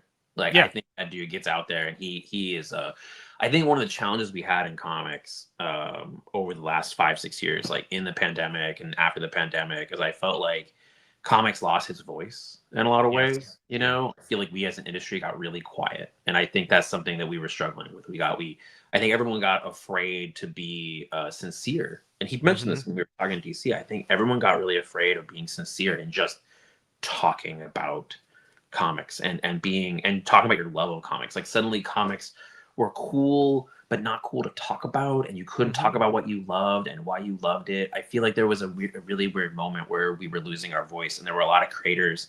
We were all kind of leaving social media. We were all kind of taking a step back, and some of it was just life got busy. We have all things to do. But I think that's one of the things that's been part of not just Absolute success. So we joke about him about Absolute Batman, but he really is doing amazing work with that. Yeah. But I think, it was one of the things in my time we were doing Dark Crisis and stuff like that. Like you and I talk about this. Like I love doing these. I love talking with you, and we love doing this stuff. I'm loud in the room, and I'm very opinionated, and like behind the scenes, I do a lot of building, a lot of structural stuff, and I really like doing a lot of planning. I'm not always the most out there person. Yeah. And so when I started talking to Scott, it was one of the things that I was really enthusiastic about. And I told him this many times when we were building, and like, we started talking about All In so long ago. You and I had talked about before that, like, technically the idea of All In, we actually had that idea in 2019. Like the whole thing, it was actually going to be, I think I told you, it was going to be Green Arrow. It wasn't going to be Booster. And but that was, and you can kind of see some of this in Dark Crisis, some of these seeds being planted like we were talking about doing. You can see it in Death Metal. I mean, Death Metal kind of ends with them talking about the Elseworld and them talking about this other world. Oh yeah, no, it's I remember when it was tossed out there, like that was one of the fun mysteries left over from Dark Crisis was what's the Elseworld, and I was like, I don't know. Yeah, not Dark Crisis, from Death Metal. Sorry, from Death Metal. Death Metal, that's right. I mean, we were just building stuff. Yeah, like, and that was one of the things I told Scott when we were starting off was like, dude, like one of the main things I want you to do is I need you to get on stage and just be you, you know, because that's what he does. Like, he just gets out. He loves to talk about comics. He's very sincere with his love of it and his thoughts on it. And he loves being, you know, I love putting Scott on a stage and being like, go, dude, because go. He's gonna talk about it and he's gonna do an amazing job of getting people pumped. Yes. Like, really pumped. Sometimes I feel like our relationship, I've told this story before, but if anyone's a Parks and Rec fan, I feel like sometimes my relationship with Scott at DC Comics, and they know this, we kind of joke about this, is that like Scott is Chris Traeger from Parks and Rec. Like, you put him in front, like we'll do meetings for DC and we'll put him in front, and Scott is all enthusiasm and all passion and just talks about how much he loves everything. And the moment he's done, I'm the one that steps up. I'm like, Ben, I walk up and I'm like, okay, here's how we're actually going to do this. Like, here's how this is actually going to work. Here's the actual plan. Let me show you a calendar. Let me show you this stuff. I remember one time we were at a summit. It was at one with Scott's house. We went out there and I had this big spreadsheet they printed out for us. And it was like a map of, it was just months. And I started filling it in. Like, they gave each one of us one of them to fill in of like, here are the plans for the future. And I started filling it in, not just from my book, but other people's books. And I started being like, here's a person's planning. This is what's going on here. And then I was marking all this stuff down. I remember somebody there, somebody there was like, I did two things. I started filling in what everyone was doing in their books. And then I started putting these little markers next to some of the months. And they were like, what are you doing? And I'm like, well, this is what everybody's planning. And he was like, how do you know that? And I was like, well, I pay attention. Like, when we have these summits, people pitching, I take notes and I pay attention to what everyone is doing so that I try to find a way to have it all be, because I really see DC Comics as this massive machine, and all the different books play different roles. There are different gears in it, and they all can't be the same. They don't grind against each other. Like, they all work as one big, beautiful machine. That's how I see it a lot of times. All these different stories, different roles, different genres, different creators, different styles, tones, everything. Like, not everything can be the same, because once it's the same, it just becomes boring. So you got to kind of find ways of having those levels and making everything work together. And then I remember when I was making little marks in the months, they were like, what are those? And I was like, oh, I'm acknowledging where the 5-week months are. So we can plan specials, annuals, and if we do a 5th-week event, like, boom. And they were like, how do you know that? And we're looking over at them being like, I looked at a calendar. Like, but yeah, so Scott, you know, he really gets out there in a way, and I think it's so sincere, you know, like he genuinely does field all that energy, and like he has to let it out, you know, and it's like he puts a lot of it in the books, but you can tell he gets out there in a way that none of us do. Yeah, he gets his hands dirty. Yeah, but you also, I mean, like you pitched this show. Like, you have put yourself in front of the spotlight in a really great opportunity. Like, you've chosen to do it in a more like focused. It's so emblematic of like how you're analytical and how you plan. But you're like, we'll do this show, and we do the show and we talk about the thing and we illuminate comics. But like, you know, you did the retailer calls as well, but I did the retailer calls. Yeah, I do those. But you found another, like, you're like, how can I kind of like amplify comics that suits my personal style? Yeah, and I like to talk about comics, and we have fun. That's it too. Like, you and I would always have fun and stuff, and I actually prefer this. And part of it was like, you know, for a while there, it was a weird mix where it was like I didn't necessarily like doing interviews over the phone. And then just for a variety of reasons, and then I would get sent these written interviews. I had to answer the questions. Now, I didn't like that either, because I didn't like, there was no back and forth, there was no impulsivity, there was just, you know, but I was okay with it because it allowed me to sit down and do very thoughtful, critical, you know, whatever answers. And like, I've done that before. Like, when I was doing, I did an AMA recently for Legal Geek, and I need to like get back to it because I was just so busy. It was, but I started doing an AMA for Legal Geek. And I think it was doing that before. It was before New York Comic Con. That's right. Oh my gosh. Yeah. So it was before New York Comic Con. And I was expecting like 10 questions. Right. 15, 20. I could do that in a day, whatever. But also, the problem was like my schedule was so messed up where I'm like, I don't have 2 hours to do anything, you know? Yeah. And it was 300 questions. So I was like, okay, we're gonna do this, and I was trying to answer them all. I couldn't, but I wanted to get real answers to all. But so that's why I said like this works because it allows it to be just you and me. Yeah. Like, joking with each other, talking to each other, you know, and it's like we can go on tangents and talk about all kinds of different shit, you know. Yeah. One of the people I really wanted to bring on, actually, and I didn't get a chance to message him, was Dennis Camp, because I really like Dennis a lot. He's a really great writer. One of the things I love about Dennis, not only the same thing, I think he's very enthusiastic, very passionate about comics. You can see it in the work. But I love talking to that dude about comics, and not just about comics, but like movies and stuff. Like he is great, and he also loves Hook. He loves Hook, so I feel like well, there we go. Now we can really get him. So we could just, that was my thing. I wanted to bring him in and be like, we're just gonna talk about Hook for a half hour, buddy. Yeah, like, dude. I mean, if we got if it was you, me, Dennis, and Daniel Warren Johnson just talking about Hook for 2 Does hours. Daniel Warren Johnson love Hook? If you pick up your copy of Beta Ray Bill, Bill has Hook playing on the ship. Oh my god. Okay. Yeah. So plan for next time. We got to figure this out. I know, like that's just a Hook episode. But yeah, no, I got to text Daniel. One time I had a Zoom meeting with Daniel, and he forgot we were having the meeting. It was for Skybound stuff, and he literally, I kid you not, he zoomed into the meeting. It was a Zoom meeting with a bunch of people, and he zoomed into the meeting while he was golfing. True story. It's so funny. How did he do? Was he locked in? He was doing really good. He was doing really, really good. And then he felt really bad because he was missing the Zoom. He totally forgot he was supposed to be there. Mm-hmm. So he had to like walk back, and he was like walking people's games, and he felt really bad. He was like on the Zoom, like apologizing to people as I was walking. And then he finished the Zoom in his car, and he was like, I'm happy to be here, but that sucked because I was playing really well. Like I was like, my life. And then he got a text being like, where are you? And he was like, oh shit, I forgot. I thought it was like another day. I didn't realize it was this morning. So he had to like leave to come. It was like a Monday morning, I think. He had to leave to come into the Zoom. And but Daniel's awesome. I didn't know that about Daniel. We gotta figure this out. I gotta text Daniel and be like, you love Hook. I haven't talked to him since I actually owe him a text. I haven't talked to my thing since New York. But yeah, good dude. Yeah, but Dennis, I wanted Dennis to come and just talk about Hook with us, and then we can talk about other stuff. You know, we both have similar tastes in movies. We both love a certain movies in particular, and we've had like long conversations about it.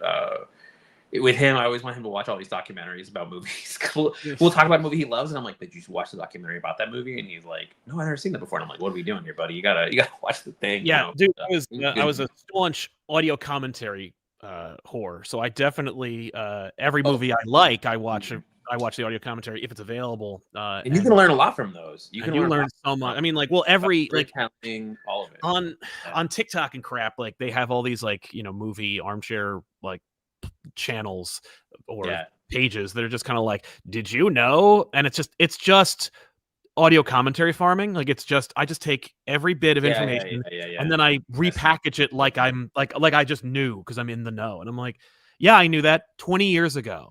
From the commentary, like when they recorded the DVD, like, come on. We used to put on when I worked at a video store for very, very briefly, and we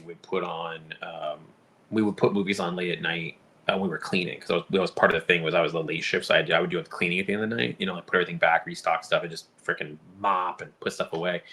And we would put on movies, but then we would put on the auto commentary for the movie. Yes, we would just listen to audio commentary. And I guess this is like early versions of podcasts.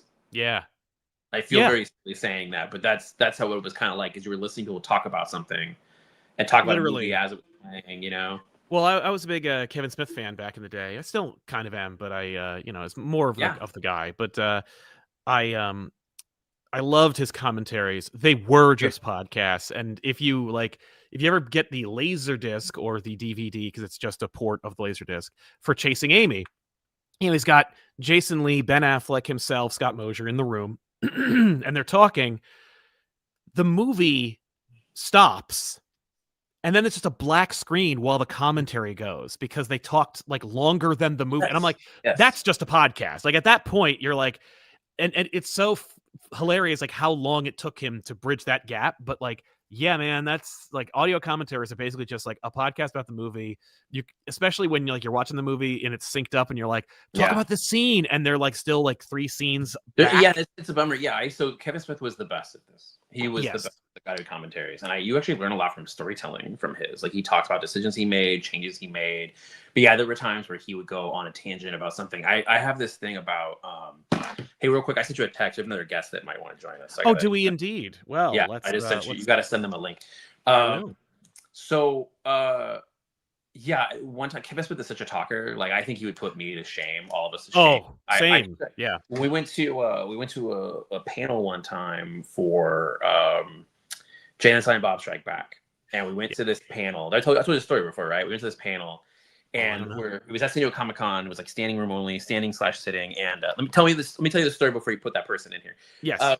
And so we're in there, and we're this is how it works in comics. Everyone knows we're doing this now, and now they just want to join us and hang out. It's true, and I do apologize if I missed you. I'm not trying. I'm trying to. No. Everyone's on the conversation. I'm talking to Josh. I'm not. So we was standing room only. We're there, and Kevin Smith did this thing where he got up and he was like, "I actually have passes for screening, the first screening of Jay and Silent Bob Strike Back tonight at San Diego Comic-Con. I have passes."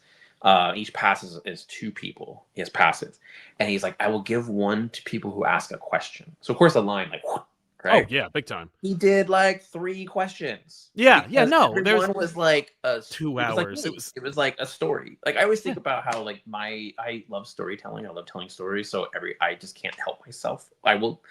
You could tell me something. I'm like, I have a story about that. Let me tell you something. Like I cannot help myself. But so what happened was he was 3 questions.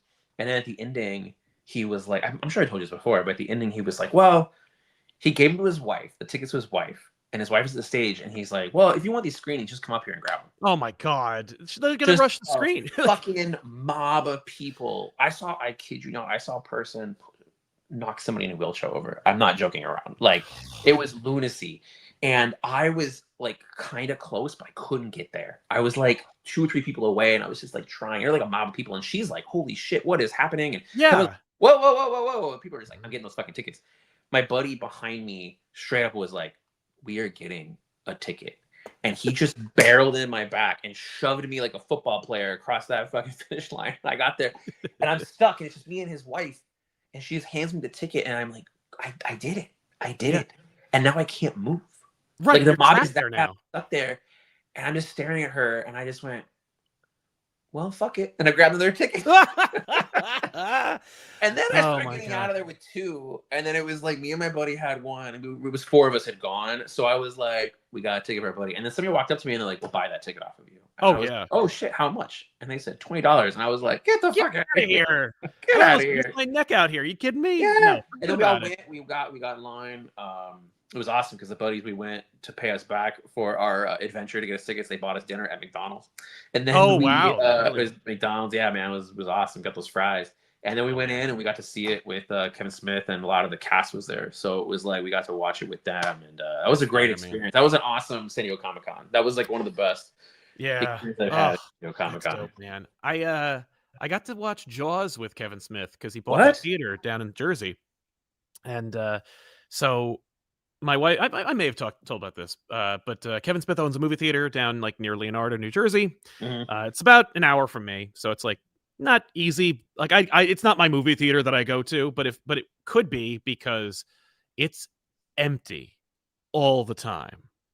So if you want to go see like K-pop Demon Hunters again, or for the first time on screen, go there. Oh, I watched it with after you tell me this thing, we're gonna talk about K-pop Demon Hunters. Oh, we got it because you have kids, and I have kids. It's a whole and when you have kids, it's a whole but tell me your Jaws story, and then we're gonna talk about K-pop Demon Hunter. Yeah. Depending on if we have a guest or not, we'll see. Yeah, exactly. But I bought tickets for my wife because my wife and I love Jaws, and I wanted to patronize. Like they had it on the screen. The Smith's Theater was playing it, so I'm like, oh, we'll go see it on this big screen. So we go down there, I get the tickets, we sit down, and it's like an old theater. So like, it's just those regular seats that are in the middle. There's no assigned seating. So we just sit down, we're about half an hour early, half an hour, no movie, another half hour, no movie. And I'm like, what the crap is happening? So I get up, I'm like, screw this. I'm going to go to the bathroom. I leave, I go through the doors, and I literally bump into Smith, and he's just like, hey, and I'm like, hey. He's like, you seeing Jaws? I'm like, yeah, I'm in your theater. Let's I'll see you in a minute. So then he comes in and he's like, and it was what I had inadvertently bought tickets to was a watch the movie with Kevin Smith experience. Oh, that's so crazy. So it was Kevin and like 150, 200 people watching Jaws, and he's like yelling at the, because it's like an experience. You're supposed to be with him, so he's just like, yeah. Like he wanted a participation. Anytime anybody said shark, scream shark at the screen, which they say it a lot. I bet, dude. Yeah, but it was fun. And he offers that like a lot for that experience. But that was a really cool. That was a cool day. But I did not plan on doing. Like that. Yeah, that's a great way to see a movie. And that's we went to K-pop Demon Hunter. Yeah, my kids are obsessed. So we went and saw it at one of the sing-alongs, which I've never been to. I've never been to I've only been to a couple interactive theater movie experience. Yeah, Rocky Horror Picture Show. That's a whole other thing. Yes. I've been to one of the weirder ones was I went to oh man, dude, I went with somebody to see Batman and Robin, but it was this weird one where you could text the theater and your text would appear on the screen while it was playing. Okay. Which it would take like a minute. So somebody would you'd have to joke and it would be like a minute later in the movie, which the way that movie moves is like so much later. And I was like, it was rough because I'm not the biggest fan of that movie. So I was like, I'm in this theater. I don't want to see this movie. And all it is minute delayed cringe text field thinking they're funny. Like trying to attract they're not funny. So it's awful. But so they did a sing-along for K-pop Demon Hunter at a theater nearby here. And I originally was like, well, my wife will take my daughter to that because she took her to like the Taylor Swift sing-along, to Wicked sing-along. So she's like, they're going to do that. That's a different experience. They'll go do that. Totally. And then my son was like, I want to go. My daughter was like, no, I want all of us to go. So I got tickets for all of us. We went on like we went on Halloween, actually. Yeah, we went on Halloween. And we got there, and my daughter was going to dress as one of the characters from K-pop Demon Hunter, Rumi, for people who care. Yes. Like every freaking kid was dressed in something K-pop Demon Hunters that night. We did trick-or-treating, and it was like everywhere. So we got there, and that was a really weird experience because it was a bunch of kids singing at the top of their lungs this movie. Yep. And like they were vibrating, you know what I mean? It was just insane. It was like not just dancing, but just like, I mean, there was a group of kids nearby me who were like jumping out of their chair repeatedly. I remember talking about like just all of a sudden all these kids turned into wild animals, like monkeys, raging about K-pop Demon Hunter, and it was just it was such a fascinating thing, and yelling stuff, and they were yelling stuff at the screen. It was really interesting because at one point what's funny though is that my daughter, she's a lot like my wife, but she's like a mini me. Mm-hmm. And at one point she leans over to me and she was like, people aren't just singing along. It's a sing-along. Why are they reciting the lines? Why are they quoting the lines? She was so annoyed. She was like, no, you sing. Yeah. When it's singing, you're quiet. Like she was so mad. And then at the ending, spoiler if you're watching, something happens at the ending, he's gonna see it. It's a good movie. That's the trick. Yeah, I liked it. It's a good movie. But there's a part at the ending that I was like, it's just a good movie, right? But being in a room with a bunch of little kids, and the little kids started yelling stuff at the screen that had completely different opinions of the movie. So if anybody's familiar with anything involving anime or manga and stuff like that, one of the main tropes, and it's one of my favorite tropes in comics, is I'm gonna spoil this right now. I wasn't seeing K-pop Demon Hunter. Surprise or twist here if you don't know, but the bad boy gone good trope. Oh yes. People love the like, we're gonna redeem him. We are gonna save him. Like that is a trope. I love it too. I love redemption. Oh sure, yeah. Especially it depends. I mean, that's where I'm writing Superboy Prime right now, and I like writing those kinds of characters. But that's a major part of the movie. Some people were like yes to him. Some kids literally were like they did not like him. Really? They did not like him, and they did not like that he had a redemption. I mean, literally, I don't want to spoil the ending. The reaction was polarizing with little kids. It was such a fascinating, like, oh, this is all ages. Like, you know what I mean? Like, the idea that people have different opinions on things in movies, all ages. Like, dude, that movie blew my mind. Like, I'd heard about it from everybody else, and I was like, okay, this sounds fun. But then, I caught it. Like, my wife and my sister-in-law that she had come to stay for like a holiday or something, and she's like, "Oh, we gotta watch K-pop Demon Hunters," and I'm like, "All right, what is this?"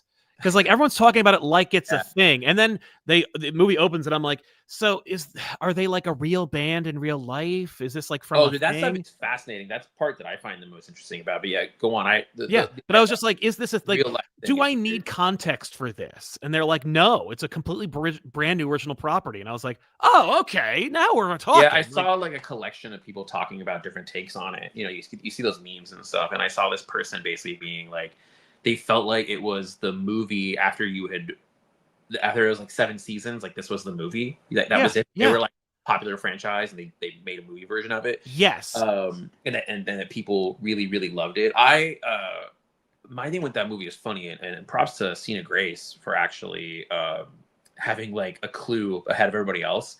So I was talking to Cena on the phone like last spring, and I think it wasn't even on yet. It was not on yet. It wasn't anything yet.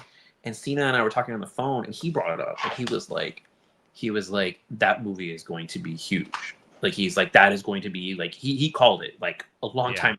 Like, that's gonna be a cultural phenomenon. Like, people should be looking at that. And I was like, really, that's interesting. Yeah. And then so I knew about it because of that. And I remember Cena talking about it, and me being like, I have no idea what this is, but it's this thing. And he knew, he was like, K-pop Demon Hunter is gonna be huge. Like, he called it real early. That's awesome. And then when it started coming out, I would see these memes about kids watching it, but then parents watching it. You know what I mean? Like, they're hooked, they're singing along. Yeah, no, I'm singing along. You hear someone on the radio, and then my daughter was like, then it became a thing, and then it was like, I know this is a thing, and then it was like all over San Diego Comic-Con. So when I got back from San Diego Comic-Con, I was like, okay, we're gonna watch this. We all sat down as a family, and I watched it, and immediately I was blown away by the animation. Like, immediately. Oh well, like, it's holy a shit, gorgeous Sony animation that like just beautiful, and then just a kick-ass story, and the emotions are solid, and it has a message. The music, it was like that's definitely one where you're like, holy shit, good job, everybody. Yeah, I love when people don't expect something to be successful. I love that shit. Like, nobody really knew how big it was gonna get. There was, I love stuff like that where people aren't prepared. Like Frozen, people were not prepared. Oh no, Frozen was gonna be that, kind of caught them off guard. You look at stuff like even with Grogu, like Baby Yoda with Mandalorian, but they kept that secret on purpose. I've had this argument with people over the years where it was like they lost out on toys by not keeping it secret, and I'm like, no, but the surprise is what made it special. Like, you didn't see it. I always struggle with it because I think sometimes story surprises and secrets should be within the context it's intended for. Yeah, it sucks when you're like, and then here's this random toy image that you saw at Toy Fair. You know what I mean? Like that's such a weird, like, anticlimactic way of learning about some of these things. And so having it that way was so shocking and so cool. Like, it was a surprise for all of us that stayed up and made sure we had Disney Plus downloaded and had it updated and were able to watch it at night or whatever. Yeah. And, watching Mandalorian, like 15 minutes into it, you're like, this is the greatest thing of Star Wars. Like, like immediately you're just like, well, this is good. And then they give you a cool surprise. But big time. One of my other favorites is Lion King. That Disney thought Lion King. There's this whole story about this. They pulled animators off of Lion King to put them on Pocahontas or something, right? Yeah, because they were like, Lion King's a funny movie. It's kind of whatever. Nobody's gonna care. But Pocahontas. Yeah, that's the prestige picture. It's gonna really. We will win the award with that one. That was the plan. And then Lion King comes out, and you're just like, this is one of the greatest animated movies of all time. Yeah, like Lion King is so freaking good, and I love Lion King. But I the idea of that. Can you imagine those executives being like, Lion King sucks? Big time. Oh yeah. No, decisions were made about those people after the movie came out, where they were like, oh, I don't know if I could trust that guy anymore. Yeah. There's stuff like that happens every once in a while. It's rough to be wrong. No, I know. Yeah, I'm often wrong when it comes to that kind of when it comes to like my finger on the pulse of what people are going to respond to or not. I'm like, this is going to be huge. One thing I'm never wrong about is whether something's going to be responded to when it's written by Joshua Williamson or Tom King. This guy, my buddy here. Oh, here he is. What? Who? What? Hey, when? Where? What? You want an old man in his 40s to have some more K-pop hot takes? Yes, let's hear it, man. I know you definitely saw it, right? Yeah. There's no way you didn't see it. I'm never gonna get used to you being clean shaven, dude. It trips me out. Like, your Lex Luthor look. It's completely. It's current modern sexy Lex Luthor. It's sexy Luthor. Yeah. Well, I got an email earlier in this week that Josh Williamson approved my use of Lex Luthor and Wonder Woman. So thank you, Josh Williamson, for approving. Well, you know, that's my role. I got to sign off on things. I have to get your permission now to write stuff. They're like, is that real? Did they really do that? 100%. I got an email being like, you could use Lex in this thing. And I was like, oh, man, that's good. You know what that's about is because he grows out his hair and says he'll never fight Superman again. I was like, oh, Josh is going to like this. But... Yeah. Well, you know, I really love Lex Luthor. He's one of my favorite, like, just my favorite characters in all of comics. And I'm very precious about him and his role in DCU. And they know that. They know I'm a little weird about it because I've definitely, I'm a little weird about Lex. Let's put it like that. So that's where DC is like, well, maybe we should double check on this. And I was actually on the phone with you when I got the email about it, and then you just told me, and I'm like, yeah, that sounds awesome. What are we doing here? It's Tom. Tom knows what's up. Yeah, like Tom knows Superman. I was thinking about you earlier because it always drives me crazy when you talk about how Superman's easy to write. It always drives me nuts because I'm like, that is not so much easier than Wonder Woman, Mr. Superman writer. Oh my God, I'll trade you 10 seconds. You want to go? Is this the moment? Can we do what do you want to do? Like a fantasy comics trade here? No. If he's easier than right, why won't you trade? I feel like I just won this argument. No way. I'm holding on to Superman for as long as I can. I'm holding him close. I love him too much. I have too many ideas, too many stories for him. Yeah. But yeah. I have to say, since welcome to the show, Tom. Thanks for being here, man. I very much appreciate it. Now, yes, I have seen K-pop Demon Hunters. I have a 17, a 15, and an 11-year-old in my house. So I've seen it on all levels of irony. Like, you know, like they were. My 17-year-old definitely watched it to make fun of it with his friends. My 15-year-old wanted to make fun of it but loved it, and then my 11-year-old just purely loved it. It was the symphony of preteen to teenage approaches to a popular material. Yes, it was delightful as a 40-year-old man. Yeah, naturally. I thought it was very well done. I was at a comic signing the other day at one of my local shops. Andy Kubert was signing, and I got my Up in the Sky signed, and he said that Up in the Sky is one of the best things he's ever worked on. Take that, Rogue. Neil Gaiman. I'm not touching. No, but yeah, Up in the Sky is very good. We've talked about this. That is a very good comic. I remember when you were putting it together, and I remember that was like a lifetime ago. Because that was like 2017 when they started talking about 2018. Yeah, definitely. Oh, the Walmart initiative, yes. Yeah, when you guys started putting that together, and I remember you were like, "I'm gonna do a thing where the scene changes basically every page." Like you had this, like you had. No one notices. No one notices that as big as. How do you not notice it? That's like the whole thing. I've told it to many people. Just it's like it's a very formally like hard like bizarre comic to do every. Yeah. Every page is a different scene, but yeah, just zero people. It's structured really well. I mean, that's one thing I've thought about this a lot. I was talking to I'm gonna name drop here. I was talking to Kirkman about this a few weeks ago. We were talking about the challenges of doing team books or doing any kind of like books, big cast and stuff. And I was like, this last couple of years working with G.I. Joe and a lot of stuff I've been doing. I in the past I was always kind of anti one-page scenes. Like I didn't like it. I had a kind of weird feeling about it. Now I love them and do them all the time. For a long time, I was like, I don't know. Well, because I was always worried about having too much decompression, or I always the difference of like decompression and compression in comics is a constant struggle of like, how do I let this breathe for a really long time, not let it go too far. So I was always like, I never wanted to write a scene that was shorter than 2 pages. It was always like, set up, patron, reveal. Like that's how I always felt about it. Like that's how I would write for a really long time. But I would say the last like 2 or 3 years, I've been like, oh, I love 1-page scenes. They can be so helpful and so crucial to the book, and they can really help with the flow, interludes, helps you build subplots, all of it. Like it all comes together. Like it's an interesting storytelling device I didn't start really using. And I looked at what you were doing there, and it was like, yeah, you were able to really pull off that. Like every page had a different scene, a different thing, but they don't feel that way. Like it definitely like rolls into the next and it just builds. It's really good. It's a good Superman comic. That's part of why I'm like podcast to jump on. Any other compliments you just want to pour on me? This is wonderful. I do. I mean, I think a lot of people probably watching who want to be comic writers, and I would say it's the number one mistake I see among having seen many people try to break into this industry is not understanding the power of a 1-page scene, because I see 90%, I'm going to use 90% again, but 90% of people who break in get an 8-page story. Like that's how you get in. Yeah, or less. Or less, yeah. And if you're doing an 8-page story, and that's how I got in, was just an 8. You literally like my early work was 8 or 10 pages and stuff. Yeah. And you have to hit on that 8-page story. They're not going to give you a 32-pager. Like damn right. And so if you're telling an 8-page story and 3 pages are a scene, that means 3/8 of your book is already 3/8 of the story you want to tell is gone. So every time, if you know how to write a good 1-page story, that means you have 8 little stories you can tell in an 8-page thing. Yeah, sure. As opposed to like 3. So it's just a lot more swings at the ball.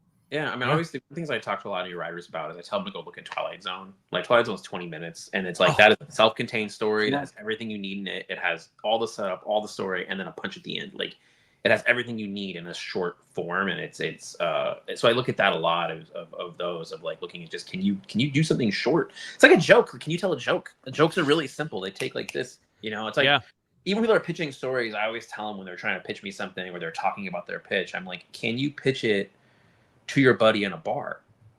Like, can you just explain this idea to them in a bar? And if you can't, like, that's a whole other thing. But yeah, when you're starting out, being able to start off really, really short and small and sweet. And I remember one time we were in you were there with this one. I mean, we were talking about, we had like a mini summit. It was you, me, Steve, and Jeff. And we were talking about a bunch of stuff. We were talking about rogues. And I remember Jeff made this comment where he was like, I can make the rogues cool in 1 page. Like, I always remember him saying that 1 page, right?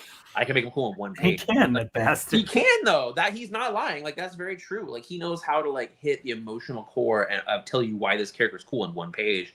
And that is true of most characters. You can do one scene. I mean, it's like, you and I were talking about this a couple of weeks ago where it's, Grant Morrison has written some amazing comics, but there's 1 page in All-Star Superman that will be quoted forever. Yes. You know what I mean? Like, it's one of those things where it is a page you'll get tattooed on their body. You know what I mean? It's like, that is the thing that he was able to capture. So they were able to capture immediately Superman on 1 page. And like, can I say, so, but yeah, to add on that, we all know what page you're talking about. Yeah. But for many readers, it could be any number of pages from that book that you're talking about. Yeah. Yeah, like, yeah. It is the first page, but it's also like it could the first page. Oh no, I'm talking about the other page, but I'm talking about the page with the girl. But it's like, the girl. Yes, I was gonna say it could be the first page, could be the girl. Talk about just being be like Lex. The first page is great because it's just like, here's everything you need to know. But it was interesting because it was like you already, in some cases, you already know this, but it was like you don't have to. I'm always obsessed with this about the amount of information. There's this really great video with Steven Soderbergh where he talks about this, where he talks about his thoughts on we need to find different ways of telling the same stories. Like Tom, you and I talked before when we were writing, where it's like, it's not just the story you're telling, it's how you're telling it. Like that sometimes ends up being the more crucial part. Yeah. And it's like, I mean, you want to tell a story, but then it is about like going in there and being like, how do I use this medium? How do I do it differently? And Soderbergh talks about this a lot, where it's like, we've all seen the same. There's this video that's really great where he talks about, we've all seen that scene where people go into a bank. And it's the whole process. It's like, we go into a bank and then they sit there and there's 2 shots of them talking. And then, you know what I mean? It's like all these things. And instead, when he was doing Ocean's 11 or Out of Sight, but there's a scene where it's at the bank and you never even see the bank teller. It's like a low angle shot looking at George Clooney where he sits down and he starts talking. But he's at a bank. Like right. The information is still there. You don't have to tell it the same way everyone else is telling it. They get the information. And that's what's interesting. I think Grant does a really good job at that. But anyway, yeah, Superman's awesome. It's a fun book to write. Tom, someday. This is twice now, dude. I mean, this is twice now. Superman, and then we had this comic before, but Legion of Superheroes is the other one that Tom is like. I don't know what's going on. He's a little mad. He's like, I want to do that too, and I'm like, it's mine. I'm doing this. I have this mantra I've said to every editor for all my decade in comics, where I'm like, I don't care what comic I work on, just give me the character, which is essentially true, but at least it's crappy shit like this where I never get to write Legion. You got to write Superman's and you did a great job on it, so I feel like on your I almost didn't get to write. That was offered to me as Batman. That was Dan's first. I didn't know offer. that. I thought the whole plan was the swap. That Dan was like, I don't want people doing something they normally do, like because Bendis was going to do Superman, you were doing Batman, so I thought Dan was like, I want to swap these around. But how'd that come about then? Like, how'd the switch happen then? Because I thought that was the idea. It was here in DC, in where I live in DC, and Dan came to me and he's like, I got this Walmart deal, and I won't do the whole Dan voice, but it's a whole thing. He's like, he's one of the great pitchmen of all time, and he's like, you're gonna do Batman and Bendis is gonna do Superman, so it looks like an extension. And I was writing double ship Batman at the time, and I was like, can we flip it just so I can write something different? Like I was like, please. I was like, just my head is too much inside how sad and depressed Bruce Wayne was. And he's like, yeah. And that's literally how it was. It was like a 1 second conversation. Dan was really good at that. And then that's how I think Bendis' best thing he did at DC. It's easily the best thing. It was Batman Universe is so good. So good. Yeah, with Darrington on that, so good. Yeah, it's one of my favorite things. Bendis, it is probably my favorite thing that he did when he was over there. Like it's easily, it's freaking great. What was going to say? But yeah, Dan was always funny like that. Like you could sit down with Dan if Dan was enthusiastic about something and you could talk through it with him. Like I mean, that's how I think Mr. Miracle started with you, right? Like you were just like, I want to do this, and he was like, he could see that passion. Same with me with Flash and other things I wanted to do. He would register and understand when you were really passionate about it, and then he would be like, all right, cool, let's go. Like it was funny with Dan. I could tell when Dan was excited about something and he wasn't excited about something, because when he was excited about something, there was no question.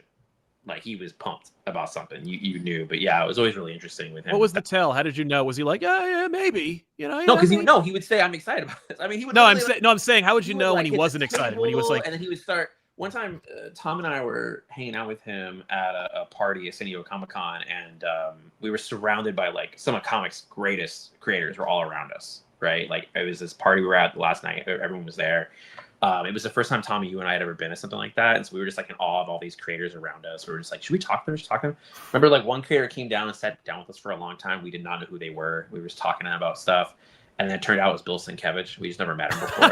Remember that? And he was just like, I have this toaster collection. And we were like, what's that about? And he was like, well, straight toasters. And we were like, wait, what?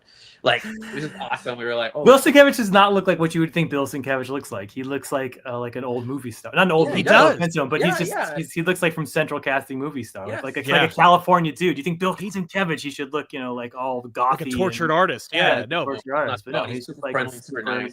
Friendly. Yeah. We had this, all the tables had paper on them so people could draw and write stuff on them, and I remember Dan sat down, he just started writing out ideas and plans and stuff, like because he knew we were planning for Batman and Flash and other people were planning. He just started like mapping stuff out on the table while we were talking, and then he tore it off. I'm sure some of those tables had like crazy art, because that room was just like full of like nonstop, like every time somebody came in we were just like, holy shit, that's this creator, holy shit, that's this creator. And then you were like, I remember we talked about it, and I kind of regret it. We should have just gone full fanboy and taken pictures of everybody. Because we were a little nervous about it. We were like, I don't know if we want to like interrupt them. Because sometimes you're seeing people who are like clearly close friends talking, and you're just like, you just want to walk over and be like, I make comics too. I make comics too. Yeah, it's so depressing when you go there and you're like, I'm Tom. I write Grayson. I'm part of the club. I know. I've never heard of this Grayson of which you speak. I met CM Punk for the first time a few months ago. Oh, look at you, fans! Yeah. I had never met him before, and I'm a big wrestling fan. I'm a big fan of CM Punk, and you're like, you want a drink, man? What do you do? No, I wouldn't ask that. But I should have talked about G.I. Joe. I'm sure that CM Punk, he's a Cobra tattoo and stuff. I'm sure he's in Zootopia. I know. I saw that. Very excited about this. Actually, Tom, I have a question for you. Do you have a tattoo? No, I am tattoo-less. We were talking really? About I might be the only person in comics who doesn't have a tattoo. Have you ever thought about getting a tattoo, like a comic book themed tattoo? Not your kids' names. We talked about this earlier. But have you ever thought about? I'm could never decide on what to get. You just want a full sleeve of Gotham Girl. That's what you want, right? Oh, yeah, Gotham Girl. Full sleeve. Yeah, Gotham and Gotham. Gotham and Gotham Girl. Yeah, Gotham. Because the most popular comic. When I was in Iraq as a kid, there was one day where someone came into our bunker and was like, hey, Sergeant so and so is out there, he's a tattoo artist, his normal job, he's giving everyone and I was like, I got to finish some paperwork. God, I wish that's my big regret. If I got a tattoo in Iraq and done that, yeah. But what would you have got though? That's always the question. Would you got a comic book themed thing? No, I would have probably gotten some stupid thing that I thought, like a Chinese symbol for hope that actually spelled like ham or something. Yeah, I was a kid. I was an idiot. Yeah. If I could go back, because I have the tattoo I have, and I feel like if I could go back, I would do it differently, like just a tattoo. But like, it's funny because I'm gonna get another tattoo, and I've been looking at certain designers. Oh, really? I didn't know this. Yes, the next one I get is probably gonna be a little more elaborate. So I've been trying to figure it out because it is a thing of like this. There's this tattoo artist I really like in Portland, and she does these really great tattoos that are not just like, here's this one image. It's really kind of a compilation of things you love, and so you really have to like think about what all things you love. And so I've been trying to put that together and decide exactly what I want to do. But it'll probably be a little bit of time. Every year I'm like, I'm gonna do it this year, and I don't do it because I'm like, who's got the time? You know, it's like it's such a weird thing. I remember when I got this tattoo. I got it when I feel like I was 19, like 19, maybe 20, and I got it, and I was living with a buddy of mine, and I'm a bleeder. I learned. Like I bleed a lot, and I've known this now about my life. Like every time I get anything done, I tell the doctors, like, just by the way, I'm a bleeder. Like I will bleed a lot, you know. And they're like, okay. And then later on, they're like, holy shit, you were not joking. and so when I got the tattoo, it was so much blood, and I did not tell my buddy that I was getting it. And so when it was over, you know, it was like 11 because I got it at night, and so it was like 11 o'clock at night, and I went home, and I was out. Like, you know, because getting a tattoo can be an experience. So I was like, I'm out of it. I got the bandage on my arm. It's like half my, you know, it's like a big chunk of my arm. It's just all bandaged up and seeping blood. It's like a whole thing. And I remember I was laying there on the couch, just out of it, just like totally out of it. And he was getting off work really late, and I had a blanket on. And my buddy came in the front door, and the front door was placed in a way to where he would basically walk in facing the couch. And he walks in, he sees me, and he's like, what are you doing? And I'm all... putting a blanket up to my chest, and I go, do you want to see it? Do you want to see it? And he's like, see what? What are you talking about, man? Yeah, I'm like, do you want to see It's real bloody. I thought he knew, but I was so out of it. And then I had to like pull the blanket out, and it was just this bloody like thing. And he was like, oh, you got a tattoo? Oh my God. I was like, yes. You're talking about no, tattoo. Thought you were naked under there. Tattoo. Yeah, no, I was getting a tattoo. But yeah. Do you have tattoos, Sal? Nope. I'm all. Oh, we're the only ones. You missed our whole conversation at the beginning. No tattoos. I've thought about it, but never seriously. I usually say I'll think about it to people who have tattoos who want me to get one. I'm like, yeah, I've always thought about it, but the reality is I've never thought about it. And every time I walk past a tattoo parlor, I'm like, never gonna go in there. But because everyone I know personally who has one is like, stupid. Well, that's the thing. I mean, Tom, one of your best friends has a bunch of tattoos. Like Mitch has a ton of tattoos, right? Yeah. I mean, I would say 80 to 95% of comic book creators have tattoos. Something. Yeah. It's got to be up. And of comic book fans, it's got to be above 75%. Like of the when I'm signing. Yeah. I thought about we are a tattooed culture. We are for sure. Well, it's an art culture. We love art. We talked this before too. Actually, I did tell you this because you and I were talking about this a few weeks ago about how the story takes place in the gutter kind of thing. And there's that 2-panel from Understanding Comics of like the guy chasing with the axe and then the scream in the building next. And it's one of those examples of like what happens here. Like your brain can do so many different things about just those 2 panels, right? Like, did he kill her or did you kill her? Did you see it? Did you visualize? Are these 2 completely separate scenes? Are they? It's one of the best examples of comics in Understanding Comics. And I thought about, I love that. Like I come back to that all the time of that moment and that beat and how the story in the gutter and your brain fills in so much of that gutter. I thought about getting that tattoo on me a few times with just those 2 panels because I think it's one of the best examples of what comics are. There's a lot of stuff. I'm in the middle of rereading Promethea right now. Like I just started rereading it. I haven't read it since it ended, forever ago now. And so I'm in the middle of reading that. And I am not a Promethea fan. That is not. And I love ABC Comics. But ABC Comics is great. Well, what are you? Are you Tom Strong then? Love Tom Strong. It's great. Top 10 is great. Top 10 is my favorite of all of them. Top 10 is awesome. I love Extraordinary Gentleman. Yeah, it's a good one. Yeah, the shorts are good. The gray, all that stuff. But dude, Promethea just feels like he's at a lectern lecturing about. I think you should try to reread it. I felt that way a little bit on my read originally, and now I have a different. I don't know. I'm appreciating it. Have you read the Douglas Wolk article? There's a good Douglas Wolk article on sort of explaining. No, I haven't done it. I'm gonna. Yeah, no, I'll check that out. But so Tom, you were the first person. We're gonna talk about Iron Man for a quick second. You were the first person I pitched my Iron Man idea to. I was like, anything else but that. That is what a mistake. Turn around and run away. No, but it was awesome because you were real talk. You liked it. For the record. Remember, this is live. No, but I remember you were the first person I actually told you over the phone because I wasn't sure what I was going to do with it. But I was like, I have this idea. This is what I want to do. Like Tony kills all of the Fantastic Four. I was like, that seems secretly extreme. It was my original pitch is Tony kills the Marvel in issue 2. Just all of them. And Fred Hembeck. He gets he goes in there and it's just him taking everybody down. No. Yeah, I have a lot of. I'm pumped about it, but.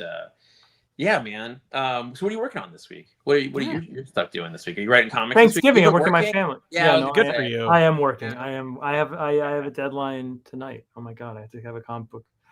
I am in the middle of Mr. Miracle Deluge, which is it's wonderful. I cannot express it much how fun it is, but it's an absolute ton of work because I'm writing every single episode and show running, which means I'm doing the casting, I'm doing, hiring the people who are going to do the sound and the music, and we're, recording the voices, and when you like have to direct the actors and all that. So there's just a lot of details. Yeah, you're just in it, dude. And there's nobody you can point a finger at when something goes wrong.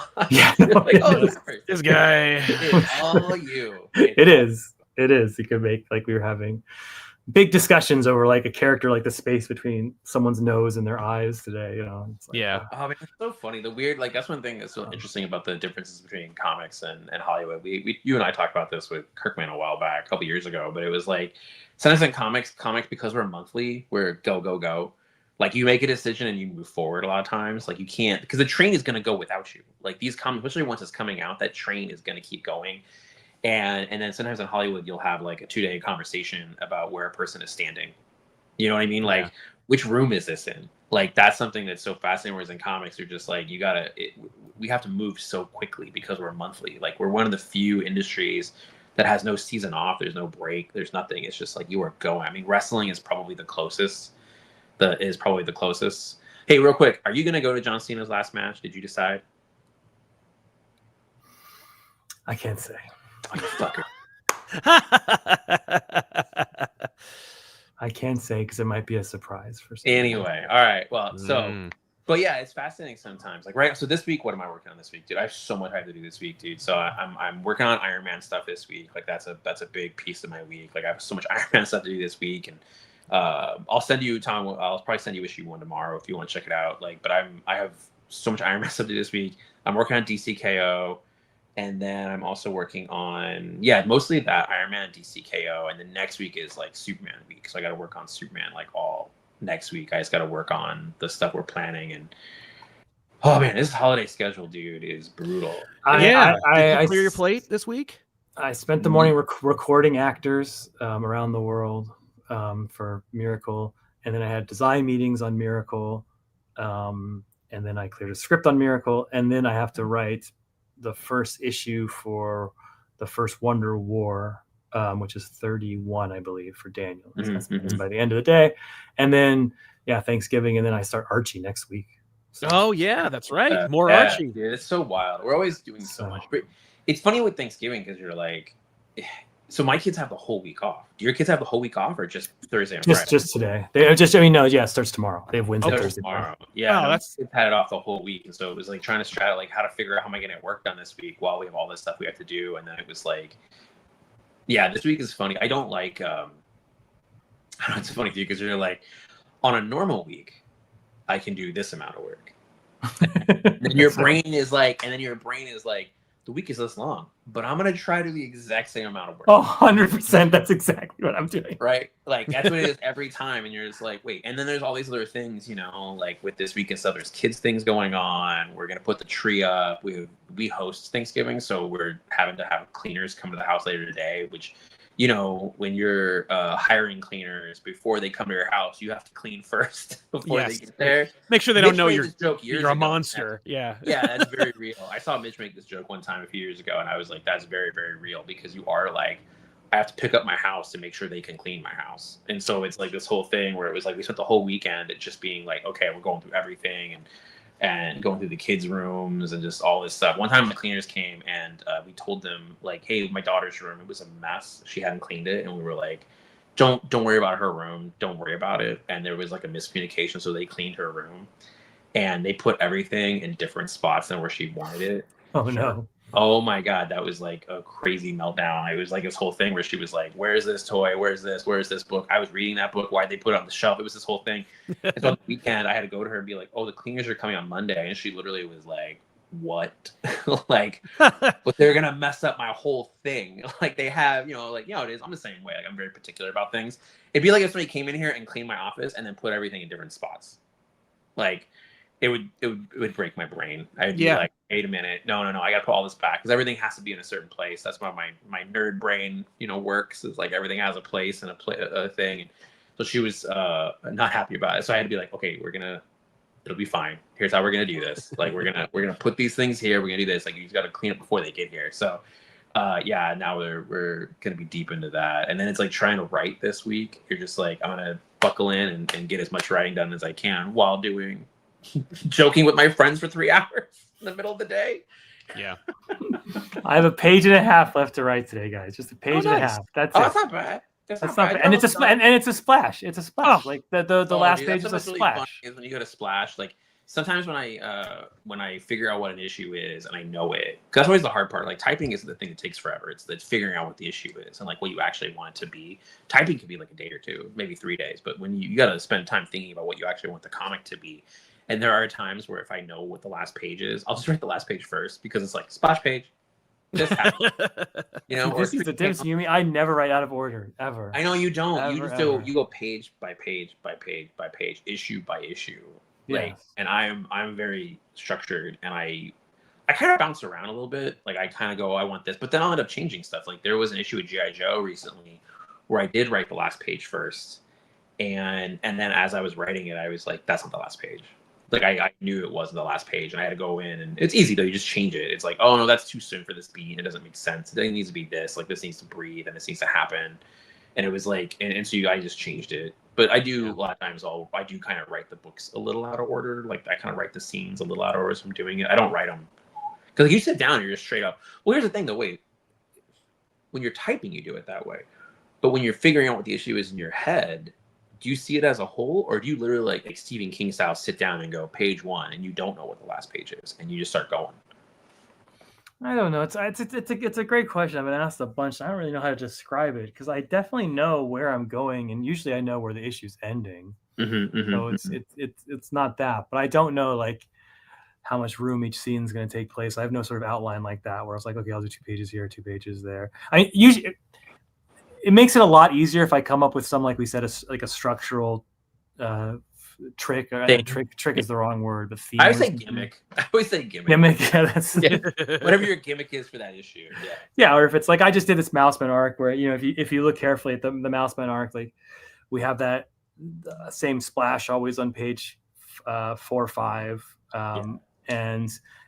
and each issue is told with an A story and a B story, interrupting each other. Like it's like that makes it easier just to structure an issue because you're like, okay, now I know what. Okay, I have to do 3 stories in the A and then one page in the B, and that kind of thing. Well, I always think about the room a lot. Like I'm I do the whiteboard where I kind of whiteboard out the whole issue, so I kind of know where things are. And again, I don't do that, and I don't write anything down. It's all my stupid head. Oh no! So I write it down, and then I go through it, and it takes a lot of steps before I actually get to the scripting stage. And once I get through all those steps, then I'll sit down and start typing. That's why it's misleading because it makes my brain think like, oh man, I'm a fast writer, and it's like, sure, I'm a fast typist.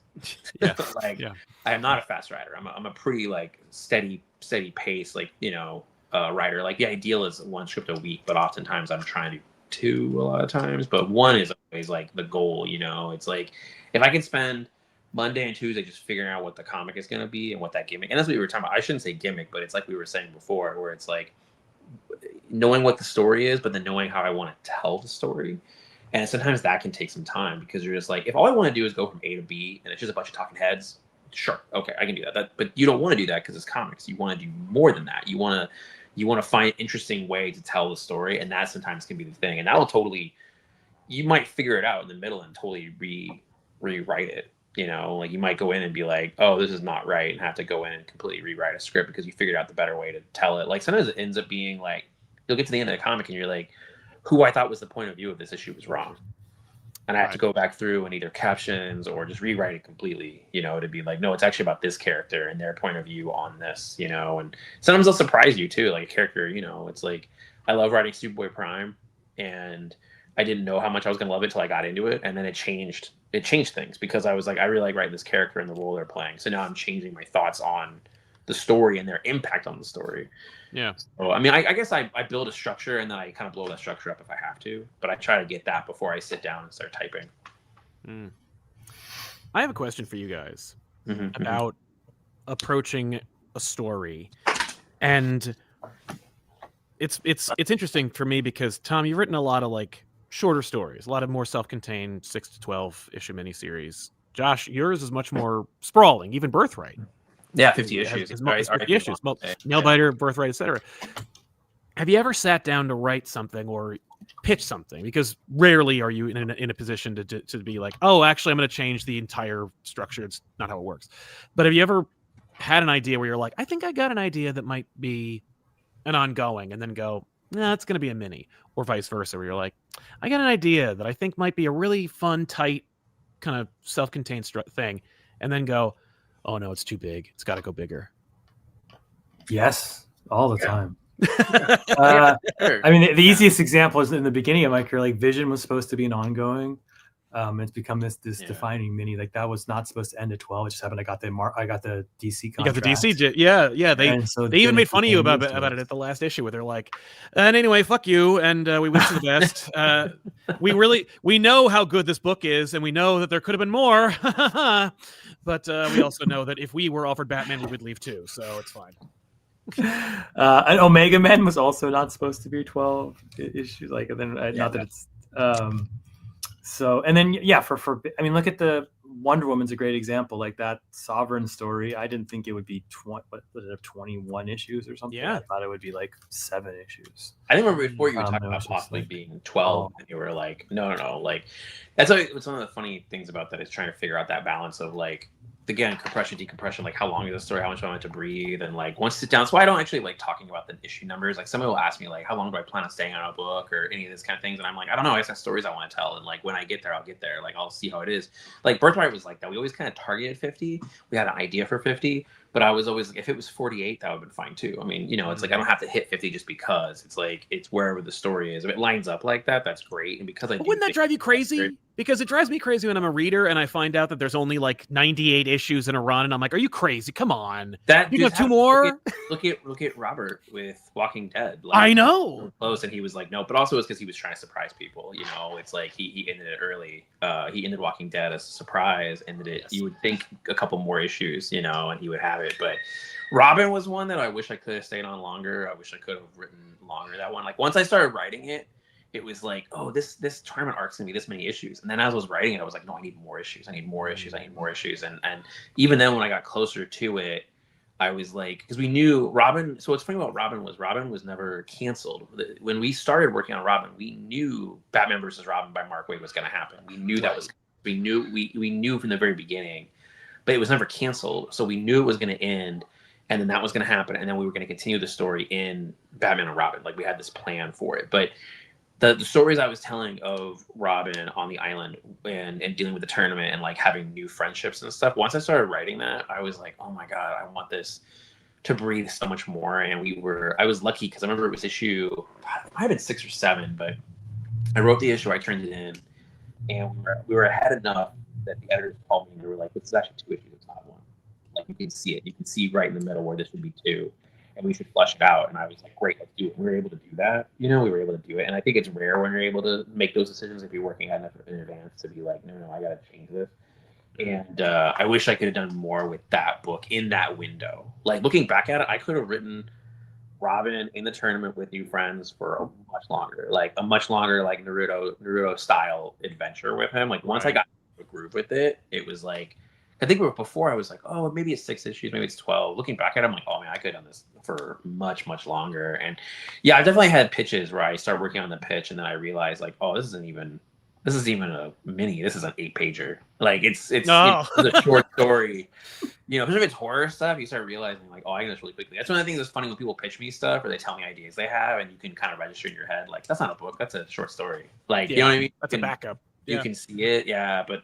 Yeah, I definitely have had that like both ways where there were times where I'm like, no, this should be shorter than it is. And endings are beautiful. Like that's one of the things that's funny about comics is how hard it is to get a true ending in a comic. I think that's reasons why like the comics that always I think really stand the test of time are the ones that have endings. I mean that's why you get a lot of the Vertigo books and you look at things like Hitman. You know those things have endings, and like we were talking about Tom, you're able to give Vision like an ending. So it's like I think if you can give something a real ending, I think that's one of the true ways of making something work and be successful and standing the test of time is if you can give it a kind of ending. And it's hard with the monthly books because they're not inherently built that way usually. Like they're supposed to be the books, I guess, that are more of the grind that have to come out every month. There's expectation for them to come out every month. Yeah. I think it's harder to land some of those endings. That's why again, if you can do something, I mean, I don't think it should be a coincidence that sometimes the best stuff that has been evergreens are these shorter things. I mean, I remember we were talking about this with Bob Harris years ago, where it was like we were talking about Days of Future Past being 2 issues long, and Bob was like, "It haunts me." It's Claremont's birthday today.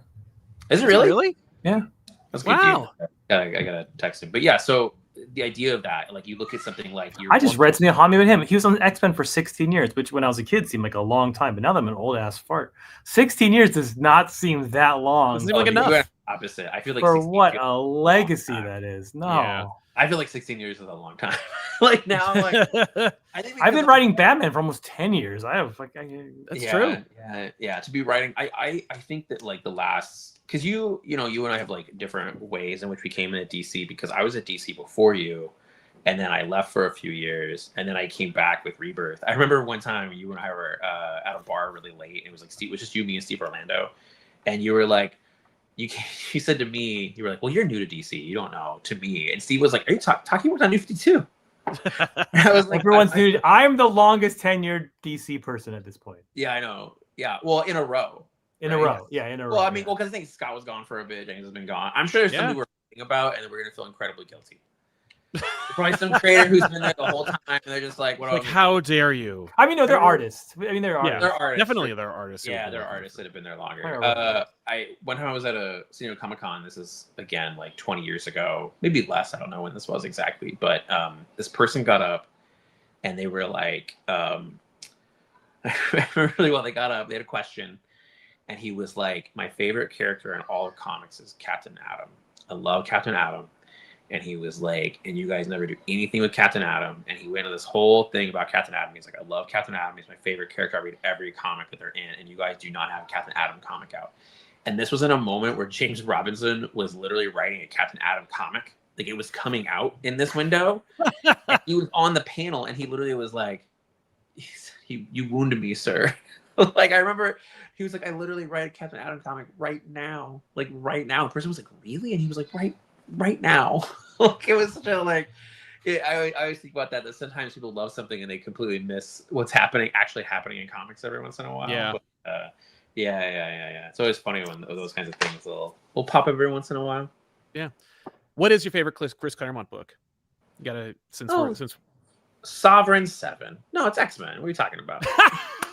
Really? Not Sovereign? Yeah. I like Sovereign 7. Just because I remember where I read it. I was like trying to get a suntan. I was like 19 years old, and I like had the issues. I was like laying out, trying to be cool, and reading it in the LA sun of my youth, and it's beautiful. Sometimes you remember where you read a comic more than the comic you read. So. For sure. Yeah, there's definitely books that I have like emotional connections to because of where I read them, what was happening in my life. There's like good and bad. Like where I was in these moments reading these books. I definitely have like memories that are tied to comics. But you're asking like favorite like part of the X-Men run here, or like what? I guess if you have a favorite issue, or if there's one where you're like, oh my god, when he covered this, it was my favorite, or like.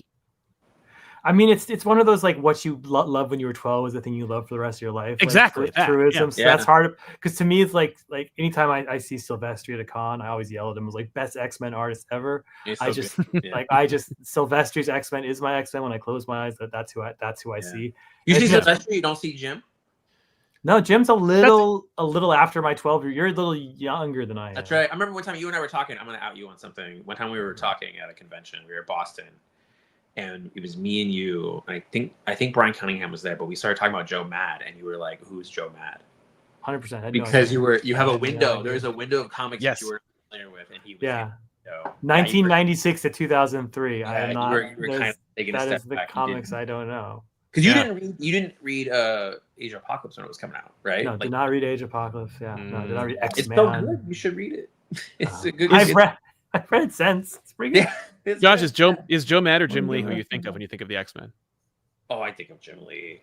I mean, I love. That's Joe. funny. He's just sucking up to the boss. Yeah, I love Jim Lee, I'm but surprised it's Silvestri. I mean, you're gonna be doing a Top Cow book next week. I tried to buy a Silvestri page at Comic-Con this year. Are you really? Oh, dude, the pages, man. There was a bunch of his X-Men pages are so expensive now. Dude, Tom. So I have a bunch of stuff every once in a while, either Heritage or Comics Link. Like I'll do the whole like track. Like I like this page, I might get it, and it sucks when it's like a week or two out, and you're like, you look at the cost of the page at the auction. It's the very beginning, and you're like, I might be able to afford that. Oh, I might be able to get that. And then you get that email every morning that lets you know where it's at. And the closer you get to the actual on sale date, the date that it's actually going to launch in the auction, and you're just watching it like incrementally climb. And the day of, it like doubles or triples or more, and you're like, there was a bunch of pages last week that Heritage just did on Sunday. And I didn't even bother looking. Like I didn't even. I got a bid for a page. Oh, dude! There was a couple things that I was like things that I was like, I love that. It's a part of my childhood kind of shit. You're like, that page, I want that. I need that. And then you watch it just like, as you. And so, like Sunday night, I went and looked at all my tracked auctions, and I was like, oh yeah, I would have been priced out like halfway through the auction. I would have to be like, I'm out. But I've been lucky. I got stuff I've really liked. Like I have some Preacher pages and some Hitman pages. And. But yeah, there were definitely things on Sunday that I was like, dude, yeah, no way I'm gonna be able to get that page. Like it was just, yeah. But if you ask me the quality wise, my favorite Claremont, I think probably it would be the Smith era. I think that's like where they were the Paul Smith era.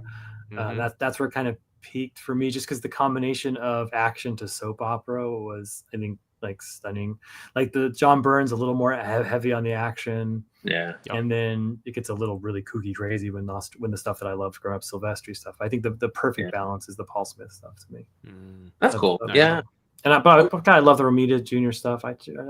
Sure. Yeah, that's good. Yeah, when he was doing 191, where they go to the creepy realm and Spider-Man's on the cross. Oh yes. My God. Yeah. What a good Dude, I really like Romita X-Men. Like I remember reading issue 300 and just really liking that issue, like that moment in time. And he was awesome. I think that's part of my thing with X-Men though, is that I wasn't a huge X-Men fan until probably right before Image started, so I kind of got into that, like that little bit of that window where it was like Gambit when Blue and Gold started is really where I started like really getting into X-Men. I kind of read it scattered, I knew what they were, but I didn't get like hardcore into X-Men until Blue and Gold started. So you're talking like right there where it was like Jim and Claremont were relaunching X-Men, Uncanny with Silvestri and Will Sortatio, and they're like, here's Gambit, here's Bishop. It was like that little pocket of time is when I got like hardcore into it. So it definitely.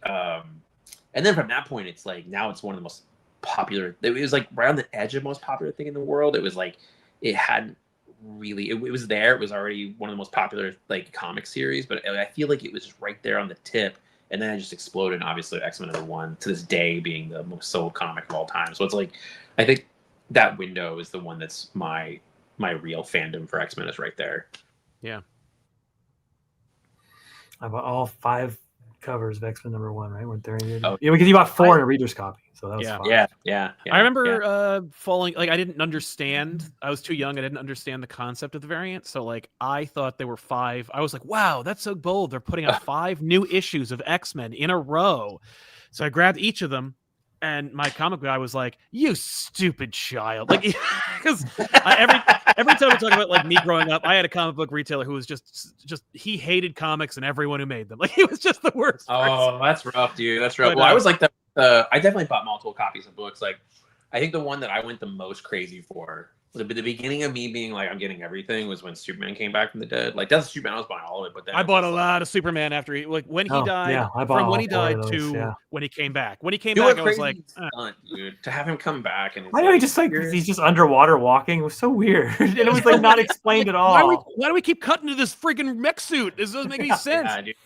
But when it was like, here's Adventures 500 and a white bag, and on the same day we're gonna release. It was wild. It was like on the same day we're gonna release all the first issues of the Reign of Superman stuff all in one. Man of Steel, Adventures, Superman, and Action. Yeah. Yeah. For all your friends had different opinions over which one was the real Superman. Oh yeah, dude. I really thought it was. I thought it was Eradicator. Like I was so like I thought it was Eradicator because I thought it was Cyborg. Yeah, the Cyborg one, but you know it's so funny. Like that story is so great because like, that's just it was pre-internet like we have it now, where it felt like you could really have these conversations and you could kind of be like surprised by things. The fact that Reign of Superman lasts like 3 months, but it feels like it's a year. It feels like a year because how many books came out. It was just like you have a year's worth of books in a 3-month window. Yeah, it was basically a weekly book. It was 3 months. It was not very long. When you're a kid, 3 months is forever. I'm gonna tell you percentage of your life. It's longer than that, but here's the thing. I'm gonna tell you something to blow your mind. All right. Superman dies in Superman 75. He is 100% fully back by 81. Right. Like I mean, on the cover with the long hair, Dan Jurgens. Yeah. He is back in 81. So that's the window. And don't get me wrong, there were no Superman books for 3 months. So it is a big part of that year, right? Yeah. But then once it started going, I did this recently. I was looking at Reign of Superman the other day, and I was looking at it, and I was like, Alfred Pennyworth still dead. Yeah.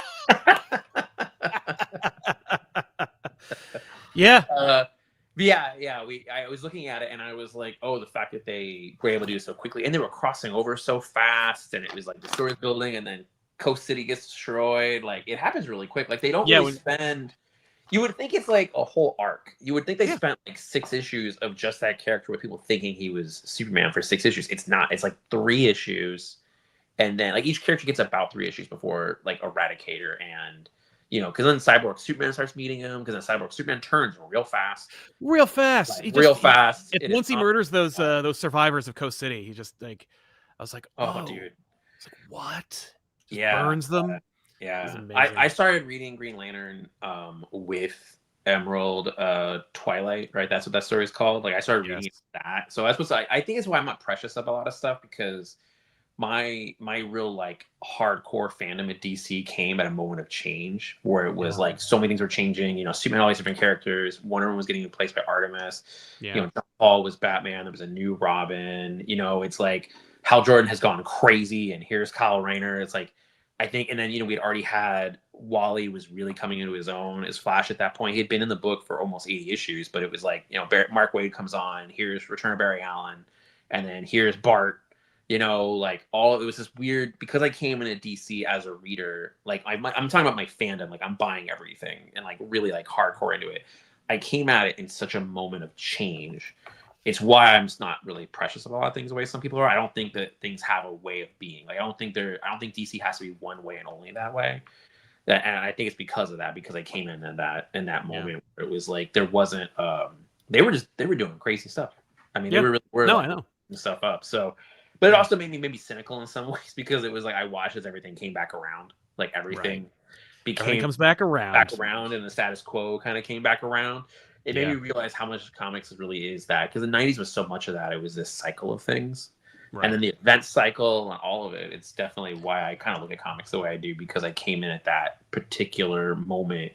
It's interesting when you talk to some people who I think are like Bronze Age readers, like really hardcore. That was when they started reading, not when they like embrace it later, but they started reading. I think sometimes when you talk to some of the creators, they have a very specific idea of what they think comics should be because they came in at that moment where things were sort of like, in some ways, they're most iconic, right? Like you have all these designs, all this stuff that was going on, and you're like. Sometimes I think they have figured stuff out of like exactly what those comics should be in that moment. And then Secret Wars happens. It was crazy because you get like Secret Wars happens, then Crisis on Earth happens, and then you get all of this like the explosion of independent comics and people doing different stuff. And then you get here's Watchmen, here's Dark Knight. You know what I mean? It was like here's your year one. Like all these things kind of happened in that moment where it was another like explosion of change. Yeah. And I think that it's so funny when you read like to bring it back to Prime. When you're reading Infinite Crisis, the argument that Prime and Alex are having of like things were better before, like all of that, it's such an interesting, moment in time of like this moment that hit in like 86, right? Like just everything kind of changes around, and then Image happens, and it's like everything. So again, that's why I don't get weird about change in comics, I think, because I came in that moment where it was like everything was changing. Like, I hate that. I don't hate it, but the comics aren't for kids anymore thing was not great when you look back at it, but you understand why they did it. Yeah. That's fair. You want to do so, Tom? I had told everybody I'm going to answer 1 million questions today. Do you want to answer questions? 1 million? I don't even know. I told because I can only stay until 1 o'clock. So what's 1 o'clock for you? Oh, half 3 hours. Let's answer questions for half an hour. Let's do it. Anything not to write this page and a half that I have to write. Okay, I'm gonna go back a little bit. Here, I can actually let me hit the super chats first because those. Oh guys... yeah, hit the super chats and we'll try. Wait, I need to promote something though, guys. Oh yes, let's hear it. What do you want to promote? Look what I got in the mail yesterday. Oh no, they did a compact. This beauty right here. That's Comes awesome. Out January 6th. If you want to associate anything with that date, associate Supergirl with January 6th. Oh my God, January 6th. Are you kidding me? Yes, that's great. The Supergirl compact. It is going to be anywhere and ever. I'm doing 2 big signings in Midtown and in Third Eye. If you're either in Maryland. When's your Third Eye? Around January 6th, my understanding. All right, yeah, I'll text you because I'm going to do a Third Eye signing. To sign as many of these babies as I can and to get these out before. Obviously, this is the movie that's coming out in June, so come get it. Now you have a little $10 easy gift for friends and family. Yep, get that because people are going to see that movie and they're like, "Oh my God, there was a comic book." Pretty. It's like a book. It's wonderful. Yeah, it's beautiful. It's my first compact. So that's awesome. Josh, you got to get Rogues in there. Oh, I know. I have Rogues around here somewhere. Oh, but yeah, no, if you get a compact, there's so many things I want compacts of. I want a Rogues compact. I want a Robin compact that is just a arc and stuff like that. But again, I'm getting a Marvel one for Vision, and they've changed the title of it. It's now Visions with an S. Oh, yes. I always thought it was Visions or The Visions. But yes, I think it was originally Visions, and they emailed me like it's now changed. It's like, okay, that doesn't bother me. Whatever. Making comics. All right, here we go. Give me some questions. Is 100 issues possible in your Superman run? No, no one will let me write it. This is a great question. Well, you're no, I don't really think I'm capable of that ever again. I feel like I did it. I did it on Flash, and at this point, I just don't know if I have that in me. I mean, you never know, but I know the stories I want to tell. Like I have a certain number of Superman stories I want to tell, but you never know. Like you get ideas. Yeah, absolutely. You know what I mean? You'll get new ideas all the time. Yeah. Dan V, Josh, and Tom, have you ever read Starman? If so, what are your thoughts? I've always thought it was cool. I love Starman. I think it's one of the best examples of DC Comics and what DC Comics is capable of. I really love Starman. And Tony Harris was great on it. Yeah, I love Starman. It's one of those ones that I was actually thinking about the other night, and I was debating doing a reread. I started to reread a bit ago. But yeah, I love Starman. It's one of my favorites, and I think it's, again, we were talking about that moment of change of like the 90s where they took this character and then totally reinvented him. But yeah, I love it. I just met James Robinson for the first time, and he was very nice. And did you really? Yeah. I like Starman, but I don't love it on that like sort of primal level that a lot of people love it on. Yeah. It never hit me that way. What did hit me that way would be the Golden Age, which I think hit me just incredibly on a huge. And I probably reread that comic book once a year, where I'm just like incredibly impressed by so many little details. Again, Paul Smith from our Claremont Talk. Yeah, exactly. I think so yeah. If I had to say my favorite James Robinson, I would point people to that.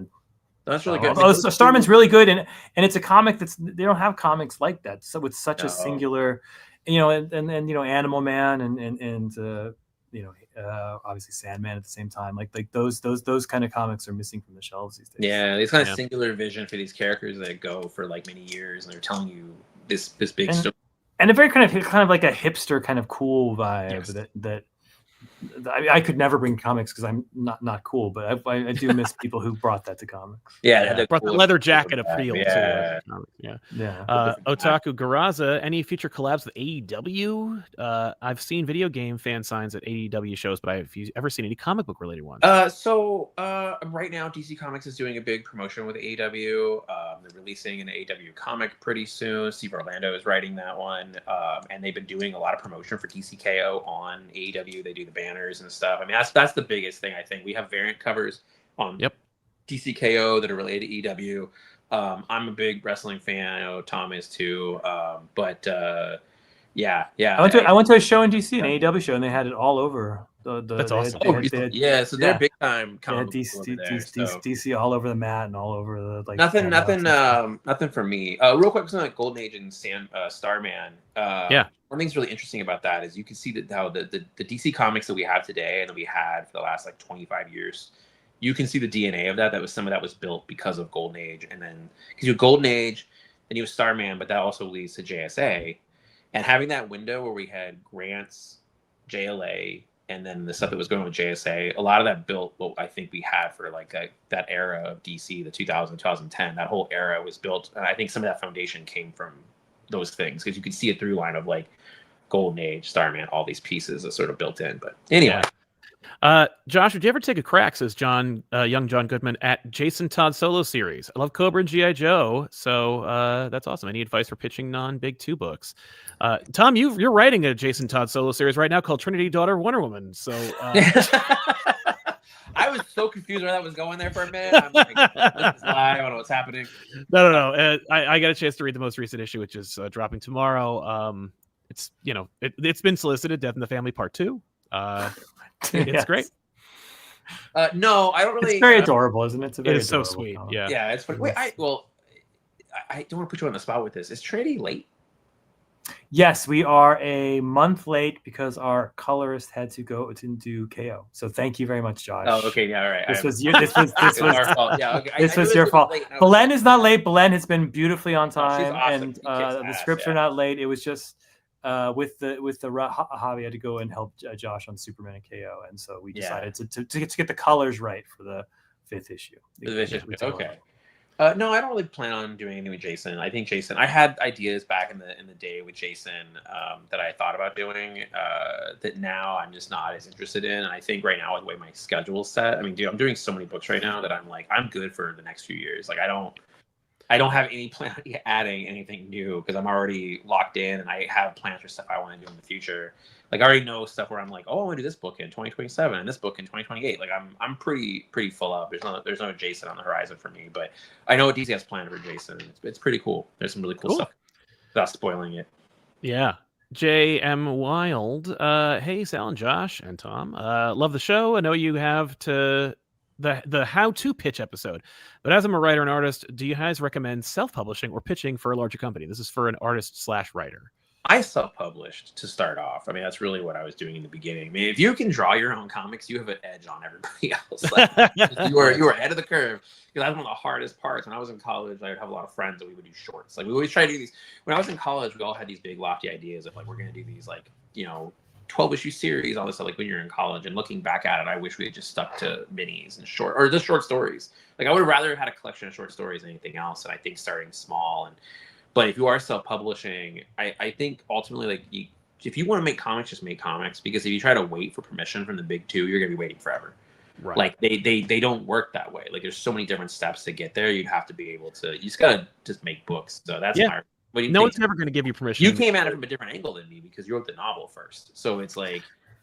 Yeah, it's different for artists and writers, obviously. But I cannot think. I was just thinking about in the history of comics of any writer who just pitched an idea without a track record and got it taken up by a major company. I don't know of an example of that. Every single writer who did it had some sort of published track record. We're on, if it's webcomics self-published, they had some sort of track record. I don't think anyone I can think of who went in blind. Somebody has some kind of. There are artists there who are just like, man, he's great. Jorge Fornes, and we found he was great on Twitter. Although he had done some little things here and there. But I can't think of a writer who's kind of got you have to sort of make, you have to, if it's the smallest name, if it's 100 people who watch your stuff, you have to sort of make your name and show you can hit deadlines. If you're an artist and you start writing your own stuff and you start just drawing pages and putting them online, you're going to get attention. Like somebody's going to see it. So I feel like that's something for that. That's the difference in the two. Like you can, you have an edge on breaking in just by that. So you got to, There is a ladder in comics now. Everyone in comics say you break in different ways, but I feel like the ladder is you self-publish, you make a small name for yourself on Instagram or wherever, and then you pitch like an 8-pager to an anthology at like a Mad Cave or something like that. You get into there, they give you maybe a 1-page or a 6-page, or they give you like of a sort of an IP that's people don't know that much about, or they're trying to revive, and then that gets you a pitch at Boom or Image or IDW, and then you get that, and you get the 6-issue thing there, make that a success, then you pitch DC, and then you sort of that's like a ladder that seems to be available right now. I don't know if it's used that much. And then of course there's the Kirkman thing, which twists that all around. That's almost 20 years old now, so we're getting pretty old. Yeah. Stiltman wants to know what you think about Stiltman as a villain. I love Stiltman. Is this secretly David Harper? That's his favorite. That's his favorite Marvel thing. He always asks about it. I like that character a lot. I like those kinds of villains. I like the villains that are like a little different. Marvel, a little goofy, kind of wacky. Yeah, I'm not gonna call him goofy, but it's like I will call him goofy. You want to call Stiltman goofy? Yeah, I like those kinds of villains. I'm going down that line. I'm gonna find a way to put Stiltman in Iron Man. I'm good. I gotta figure it out. I got some ideas, but I like those characters. Obviously, Kite Man was a tribute to Stiltman, so that's how much I love him. Oh, sure. Chance 1106, Afternoon All Stars. What comic books would you consider a guilty pleasure? Also, I have green, blue, red, yellow lantern tattoos. Nice. I don't think I have anything that's a guilty pleasure, because that's weird, right? You're basically saying everybody hates this, and I kind of hate it too. But I also right. Or like I know it's bad, but I know it's bad, but for a comic, I have one that I've talked about it all the time. It's Gen 13. It's a book that that's different. What were you? You were a kid. I was a kid. Like, I don't read it now. I'm not like, oh yeah. Yeah, that's a little different. That's a little different if you're like, because you just like what you like is basically what it is. Yeah. So it's like, if you're like, this is my guilty pleasure, but I love it. That's not a guilty pleasure. Then it's like, what's the thing that you're like guilty? I can believe that food can be a guilty pleasure. Yeah. Like I think there's something with that you can go to, but like, because you're like, I know this is bad for me, but I love the taste of it. Like that's a real guilty pleasure. And I guess I can't think of any comic that I'm like, I know this is bad for me, but I love it. Like I'm not sure if I have anything like that. I don't know. Yeah. Tom is like, I do. Yeah, you're defining the terms. I was like, what first came to my head is that like I have a very soft spot for DC Star Trek, like 80s and 90s DC Star Trek. But comics. That was all Pierre David. That was all good. Yeah, like that stuff. Like I do. Yeah, I read that. I read Starfleet Academy. He was doing that. I really liked that book. He did that Mirrorverse stuff where he built on the Mirrorverse. Those are all just good comics. So I'm not really sure if you can. Like is there a comic that everyone's like, man, that's bad, you should hate it, that you really like? Yeah, I don't think that. Yeah. No, I can't think of anything because I don't really. Not to say I don't care, but no one. I'm very rarely. Tom's looking for it. He's like, "Do I have one?" I'm looking back on my shelf of things that I love to see if there's anything there. I don't think I've ever liked something or loved something and had somebody tell me I shouldn't like it, and then I was like, "Oh, you're right." Oh yeah, somebody mentioned in the comments. It's Bloodlines. Oh come on. Listen. That's not a guilty pleasure. I'm aware. Okay, I guess that's a fair assessment. I personally love it, but I think there's something different about something you're like, I have a connection to when I was a kid, and you know what? Right. Bloodlines gave us Hitman, so that's just That is your answer to that statement. Yeah, that's hard because you have to say it's not. Yeah, you have to go outside of just something you connected with as a kid to be like. Yeah, I think that's something today. Like somebody hand me a book today. People immensely disliked. Everyone's like, people were like, "This is awful." I love Heroes in Crisis. But this is the part. I should say Heroes in Crisis from now on. Be like, yes, no, but that's the thing. Is like, what is something that you genuinely enjoy that everybody else hates but here's the thing, for it to be a guilty pleasure you also have to kind of hate it yourself, I guess, right? So it's like, that's the part that's a little weird. Or you read it but it's not, you shouldn't be. I don't know.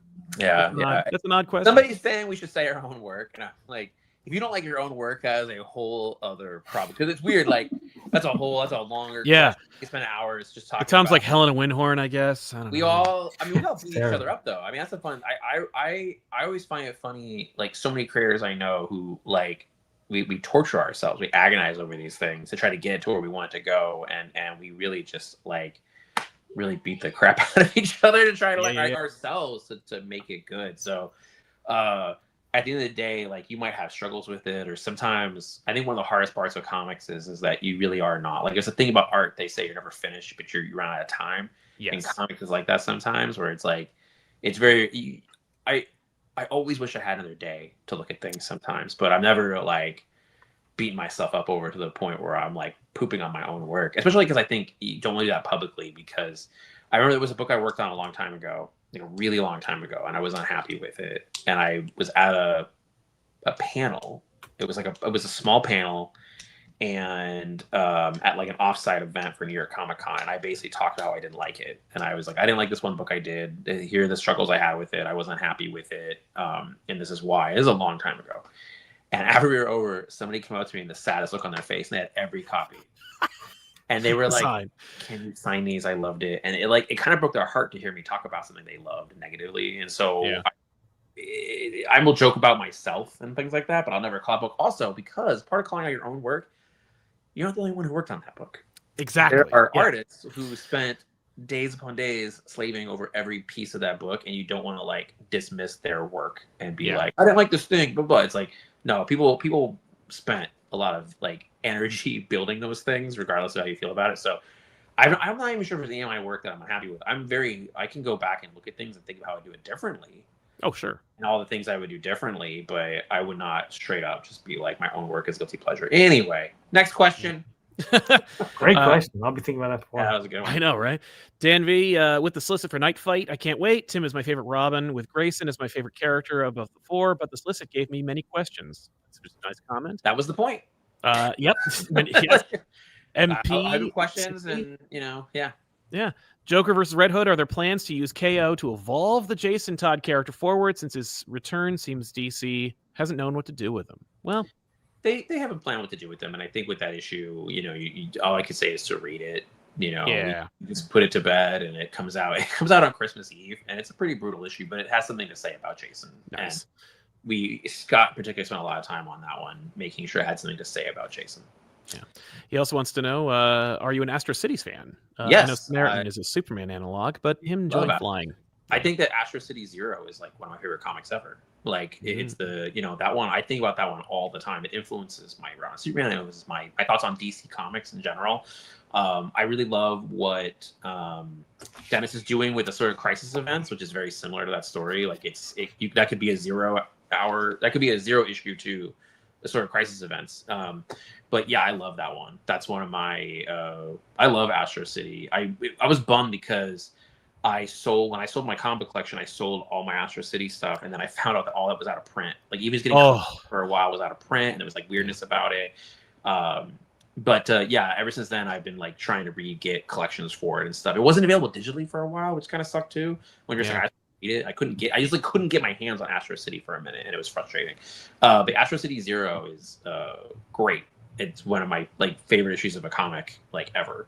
It's really good book, dude. Yeah. Let's see here. Jake Murphy says, this is back when Scott was on. Can you blink twice that the mystery item in KO is the H dial? Oh, the mystery item? No, I can't tell you that. I can't tell you that. I want to thank you for helping me find courage to pursue my dream to work in comics. I recently took the first step towards that and started working on that. Well done. Comic store. What advice do you have for local comic book stores to grow? To grow? That's tough. That's such a really difficult question because so many. Well, first of all, say you order more Supergirl. And also I order Iron Man #1. It's on FOC on Monday. First, welcome to comics. We're happy to have you here. Come and hang out with us. Welcome to Professional Comics. Working at LCS is good stuff. Yeah, get in there, and it's stuff. I think I'm very thankful for my time working at a comic book store. Like I'm always really thankful for that time, and it gave me a different perspective on comics. Like I will always be that person at the counter trying to sell books. But yeah, to grow, that's a really difficult question because one of the things that's really fascinating is all comic stores are different. Like they're all different, in the different areas. And we talk about this with Steve from Third Eye, who owns Third Eye, which is one of the best comic book stores in the world. If you get a chance to go to one of his stores, they're amazing. He talks about this. Different stores have different like tones and themes. Like he doesn't make them uniform. He owns a series of stores. He doesn't say every store is exactly the same. He really gears that store toward that audience for that market. He can tell what stores have different vibes, and so he gears it toward that vibe, to see what works. I'm not really sure what I would say to grow at this point because I think they're difficult, but I love going to comic stores, like seeing what different people are doing at them, and just keep on, continuing the positive measures of selling books. I mean, the best thing we can do to help comic stores grow is to go to the store and buy books, pick up your pulls. And then when you walk in, it's just like one of the things I love about comics, and I like going to comic stores, is when they see you buy something and they recommend something else that is just like, you like this, you'll like this. And that's really it. That's one of the most key elements of comic stores. Yeah. I think the success to stores that have done really well and have really saved the industry is the stores who turned from their store to like an entrance into a community. Yeah. Like the idea that, okay, you come in here, I know your name, I know what you like, I meet you where you are. If you're a huge Predator fan, I'm like, let's talk Predator. If you're a huge like Astro City guy or hipster guy, like I'll meet just to meet you where you are. And then like to do little events where people get together and they play games and they watch, and let's all go watch Superman together. And like reading a comic should be a ticket to a community, and the place you turn in that ticket is your store. Yeah, for sure. That's a good point. I love that. Just a pitch from Dan with a plan. Absolute Apes. Well, first of all, quick. So Tom, this actually started. We started recording at Absolute Apes. Recording. Well, we started recording at 10 a.m. So a lot of these questions are from before you were here. So just keep that in mind. This is. There were a lot of questions from before you got here. Exactly. Chip was here at the beginning, so nobody has anything to ask of me. I get it. That's Well, I could start at the bottom here. Let's get some Tom questions in here, and then we'll. Let's see. Want Tom, we start at the bottom. I think that's perfect. Here we go. Wonderful metaphor. Warrior Demon.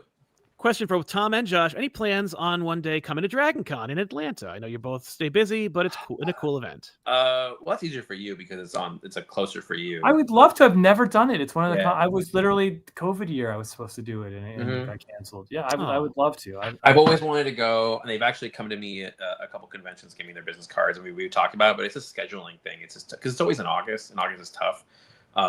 It's usually August is tough. It's always around the same time as like my anniversary and stuff, so it gets hard. But I would love to go to that one. Everyone that goes to it comes back and they're just like, it's legendary. It's one of the best cons, and the vibe of the energy of the people. So I would love to. It's tough. Like I'm with the way my schedule is with work and life. It's like hard for me to just get out of my house to like leave this room. So like the chances of me going to conventions is hard. Anyway. Yeah. Let's see here. These are more general questions, but do you think Tim should have a new identity? He's Tim Drake. He's Robin. Moving on. He's Robin. You mean like he did during 52 when they gave him the witness protection program, and he had like the secret identity? Me and James for a long time, and this didn't happen, but me and James, we wanted Tim to be Red X. That's what we wanted. And we didn't get to do that. That became James and I had this whole thing way back when we were like, it'd be cool. He was Red X. I think James was in that conversation. I shouldn't put that on James, but that was something we talked about, and it just never worked because I thought it would have made sense. That was a role, it was identity, had some brand recognition, it looked cool, and then it just never it didn't come together for a lot of different reasons. That was something we had talked about, and then it got away from us. Like other people had plans for Red X and Titans Academy and all that, but that was something that we had thought would be cool. I think we had James came close a couple times. I think I don't want to put too much on James, but there was a moment we had talked about that. We thought that would have been cool. There had been a couple of questions about Tom's dog. More Roxy. About what her name was. It's Roxy. That's Roxy. That's her butt. She just showed you. Yep, she's great. Nice view of her, my fat ass old dog. That's what I love. Darren Leslie Jr., this is a great question for both of you. Favorite Frasier episode? Oh, they know this. Oh man. Oh no. Talking to the right person. Now you've real fan. Because Tom and I've had these like really long conversations about Frasier. Somebody's been paying attention. They know. Yep. I always like the ones that are the most like farce, the most like, oh no, Frasier did a double date and he's coming back to the restaurant, and then the woman will come back to the restaurant too. Oh God, those things are always good. Everyone knows is really good.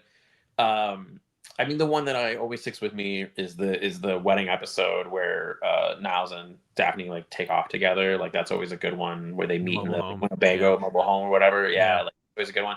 That show's just good. That's just a good show. Yeah. Well, I see where Niles. I guess the first time they're almost big where they dance the tango for the first time. So that one's real good. It's and then and I just watched one that blew my mind. I was watching with my kids. The mix up was so crazy, and you're just like, as a writer, I was so jealous of it, where they both both Niles and Frazier were dating women, and they both thought the other woman was the one who wanted to date. I can't even explain the mix-up. Yeah. And I was like, oh, you need a graph to explain how crazy this is. You know, and yet the storytelling was crystal clear. I knew everything the whole time, but it was, and so everything they said had like 4 meanings at the same time. It was so wonderfully done. Yeah, it's a good one. I mean, there's episodes in that where it's like Frazier. There is a series there. It's after Niles gets divorced, and there was a couple episodes where he would like go to that singles bar. They had this like singles bar set. Yeah. And every once in a while, it was very specific. It was like, this is the bar you go to when you're single. And there's an episode where he goes there and he sits there with Daphne, and Daphne has no idea that he loves her, and they're talking, and it's like one of the more real. That show had such great endings, you know. Yeah. And like they really know how to end every episode, and they just start talking, and there's this moment where they say "I love you" to each other, and it's like the context is completely different for how each one is saying it. Yes. And it's like emotional. Like that show will get you sometimes. Same thing with what I recently did a rewatch of, and I think Tommy talked about this. I did a rewatch of all of Golden Girls. And Golden Girls sometimes will end with the most like sad gut punch possible, and then all of a sudden, my wife and I have this joke where it's like all of a sudden you're watching these sitcoms, and then they have these like crazy emotional gut punch endings. They're just sad, rip your heart out, and then all of a sudden the theme music starts, and like it might as well be Benny Hill music. You know what I mean? It's just like there's this episode where Sophia's crying about her son died, and she's just like, my baby's dead, my baby's gone. Like it's just emotional, amazing acting. Like, you know, they won all these awards because of it. And then all of a sudden it's like, you know what I mean? It's like suddenly it's like it makes us laugh. We're just like, oh my god, it's such a just gets you like, you know. But endings of Frasier, I'm obsessed with how Frasier ends, just from a storytelling point of view. Yes. I mean, this is from Frasier, but like Frasier is like, okay, first act is the setup, second act is the complication, third act is everything goes wrong that could possibly go wrong with the complication. Within context. All the bad luck until it climaxes with you're just like, oh, this is utter chaos, and everything every single character has wanted is fallen apart. Yeah. And they have advanced, and then it just ends. And then it just stops. Yeah, it stops at the climax. There's no denouement. There's no like, okay, next time. It's just like everything is as bad as it can possibly be. Boom. And then like the C joke comes in, they do a little Eddie joke, and it's like you're like, oh my god, they just stop. Yeah, that's the denouement is the dog. Yeah, no, because I'm conditioned. You're watching sitcoms and you're like, well, everything's going horribly, but like there'll be a third act twist that will put everything back or fix everything or align it. Like there'll be a magic ticket that will get them to get, you know, they'll get to see the opera after all, and then it's like, no. It's over. No, they're embarrassed and they have to live with it. Yeah, it's just everything went wrong. Drop the curtain, and that's like we cut to typically when they do that, when it's like the worst it could possibly be, the button at the end will be about something else to remind you that that's happened and we're moving on now. And then we just start over, and that's how you can do Daphne and Niles for 10 seasons before they hook up. However long they did it for. Yeah, I like people in the comments that were talking about me being busy and watching Golden Girls. Yes, listen. I don't really watch a lot of television. You know what I watch on TV? It's funny when people talk to me about shows they're watching, and they're like, I watched all this show and all this show. And I'm like, I watched Golden Girls because it was like a half hour long. Frasier's saying half hour long. I guess that's free time I have. And then I watch cooking shows. So it's like, I just started watching, it's really weird. I thought it was called Bake Off, but it's Baking Show. I started watching the Great British Baking Show. I had no idea. I know it was really popular, so I started watching that one. But yeah, I have like maybe an hour and a half of TV I can watch because I'm like, I have kids and work. You got to sleep, and I go to the gym. It's just like by the time all it wraps up, I'm like, I have maybe an hour to watch TV, so I'm gonna watch one thing. And so it's like for a while there, it was Golden Girls, and now it is cooking shows. So it's like if yes, I barely have time to watch TV, but I did rewatch Frasier a couple years ago. But it was funny because it was the same time Tom was in the middle of a rewatch, which is why we ended up talking about it a lot. Yeah. Anyway, that's why you came here, right? So talk about Frasier. Hulkzilla just wants to say happy Thanksgiving to both of you guys. That's very nice. Happy holidays. Happy holidays. Dan V says, Josh and Tom, favorite pro wrestlers and matches that you've ever seen. This may take a while, so I don't want to. I'm always going to be a big fan of Jericho and Stone Cold. I think again, it depends on where you come in. When I was a kid, I was really into Macho Man. Wait, My favorite. I have nothing to contribute to this. Give me 2 seconds. Yeah. I'll let you guys talk about wrestling for a minute. I'll be right back. Oh, okay. We're almost done here, but yeah. So I know. I like John Cena a lot. CM Punk. I like a lot of the current wrestlers, but I mean, Chris Jericho was one that for a long time was my favorite. Kurt Angle's great. Shawn Michaels is great. Bret Hart. Triple H is somebody I've always liked. Matches wise, I mean, I think one of the best matches I ever saw live was I saw Daniel Bryan versus Low-Ki at a PWG show in California, and it was a surprise. We didn't know they were going to be there, and they wrestled, and it was like one of the best wrestling matches I've ever seen live. I got to see Shawn Michaels and Kurt Angle when they wrestled for the first time at WrestleMania. That was wow. Yeah, that was a big build to that. That WrestleMania was crazy because it was all kinds of stuff. But yeah, so I definitely have watched a lot of wrestling over the years. I have moments where I'll fall out of it for a couple of years, but I'll kind of follow it a little bit and then I come back in, and it's always kind of fun to do that. I think with wrestling, you should fall out of it for a couple of years and come back in. That way you don't get jaded and weird about it. You don't get resentful. Because wrestling has such a pattern similar to comics. There's cycles very similar to comics. But yeah, somebody mentioned Dominic Mysterio. Let me tell you a real quick thing for everyone watching this about Dominic Mysterio and how weird my brain works. I had a moment where I was watching a wrestling event and I was watching, Dirty Dom. And I literally in my head for a hot second, and this is only for the wrestling fans that know what I'm talking about, I literally had a moment where I said to myself, man, Dom's dad, Eddie Guerrero, should be proud of himself. In my head for a hot second. He lost that match. He lost the match for his father. I know, but for like a hot second, I was like, man, he's so much like Eddie. Like he is like his dad. And I was like, oh my God, I got worked. Like that's the best way. My brain, there's a part of my brain that still got worked into being like, that's real instead of Rey Mysterio, which is just really, really silly. Anyway. Next question. Let's see here. I didn't say a fucking thing. I know you did. We're trying to do these things. Kareem asked, the night fight, given she was a Robin, will Stephanie have some role maybe in Tim's world, given her importance? She has I'll call it a cameo in issue 3, and then she has a little more to do in issue 4 without getting too into spoilers. But yeah, definitely I recognize I like Stephanie.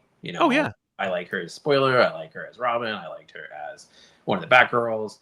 But yeah, she's definitely around. The Brian Q. Miller Stephanie's run is so brilliant. That's good stuff. She's a great character. I like so much about her. I mean, the fact that her father is this villain and stuff, and so there definitely is there's a really brief thing in issue 3. I don't want to spoil it. She's in issue 3. Kind of, you'll see when you read issue 3, and then she's in 4. I mean, I tried to get as much as it was tough with that one because Night Fight is. I remember when we started working on it, I was like, I'm gonna get everything in here, and then I had to be reminded that it's a comic about fighting. You know what I mean? It's supposed to be. It's not world building. It's fighting. I could spend a whole issue just being like, here's Tim Drake's world, and I'm gonna flesh it out and bring this whole thing, and then it was like, no, this is a comic about these characters fighting each other. So you have to that was the bulk of it, and so I'm definitely able to tease some stuff out, but I had to change my thinking on it once I was like, oh, you're right, because issue 1 was originally going to have way more going on in it with the Bat family. But again, those issues are only 20 pages long. They're short, and you got to have these longer fight scenes and this conflict. It's kind of like a drive-by, I feel like, of those worlds. Batman is just kind of coming through these worlds very quickly. Exactly. And getting it all through his point of view. I'm not trying to spend too much time world building. I do teases for world building. Right. I saw some comments ask about those worlds, and we actually have kind of an internal debate at DC of if any of those worlds would continue. We'll kind of see what's popular, which ones people like, and you never know. You never know. JMV official, Josh and Tom, what's your favorite Superman stories? You added the and Tom. I get it. I can read. Well, I thought you weren't here. These are questions from hours ago. But, no longer pulling from the bottom. No, this is the bottom. That's what we should call our podcast. From the bottom. Tom from the bottom. Tom from the bottom. No, man, I know it's too obvious, but I really love What Do You Get, the Man Who Has Everything. I love that issue. It's so good, and I like all the Whatever Happened to Man Tomorrow. I think that's also that's my top. Those are I had a copy of What Do You Have the Man Is Everything for a while on my desk because it's just so good. Like, it's just a good comic, and it's just yeah, it's just really good. I like that one. Wait, do you have a page from that? Is that what you said? I do have a page from that. Yeah. Oh my god. Yeah. Yeah, that's my one-page story that everyone's heard of. Yeah, I mean, there's a lot of scattered stories that I really like and I find really interesting, but that was always the one that's the one that sticks with me the most. You know, I'm obviously a Triangle era kid when it comes to Superman. Oh, sure. You know, and I like Death of Superman, I like Return, I like Reign, all those things. Like, I'll always have a soft spot in me. There's a lot of Superman stories since then. I love For All Seasons. Like, that's just real good. You know, that would be my number 2 For All Seasons. Yeah, it's beautiful. Like, that's the thing. Like, this Absolute Edition. Now we're just selling collections for people. This Absolute, the day I got this in the mail, I was like so happy. It's just such a beautiful comic, and this Absolute is so good. I couldn't agree more. I have it on the other side of this thing. Yeah, I just reread it like 6 months ago. Oh, that's nice.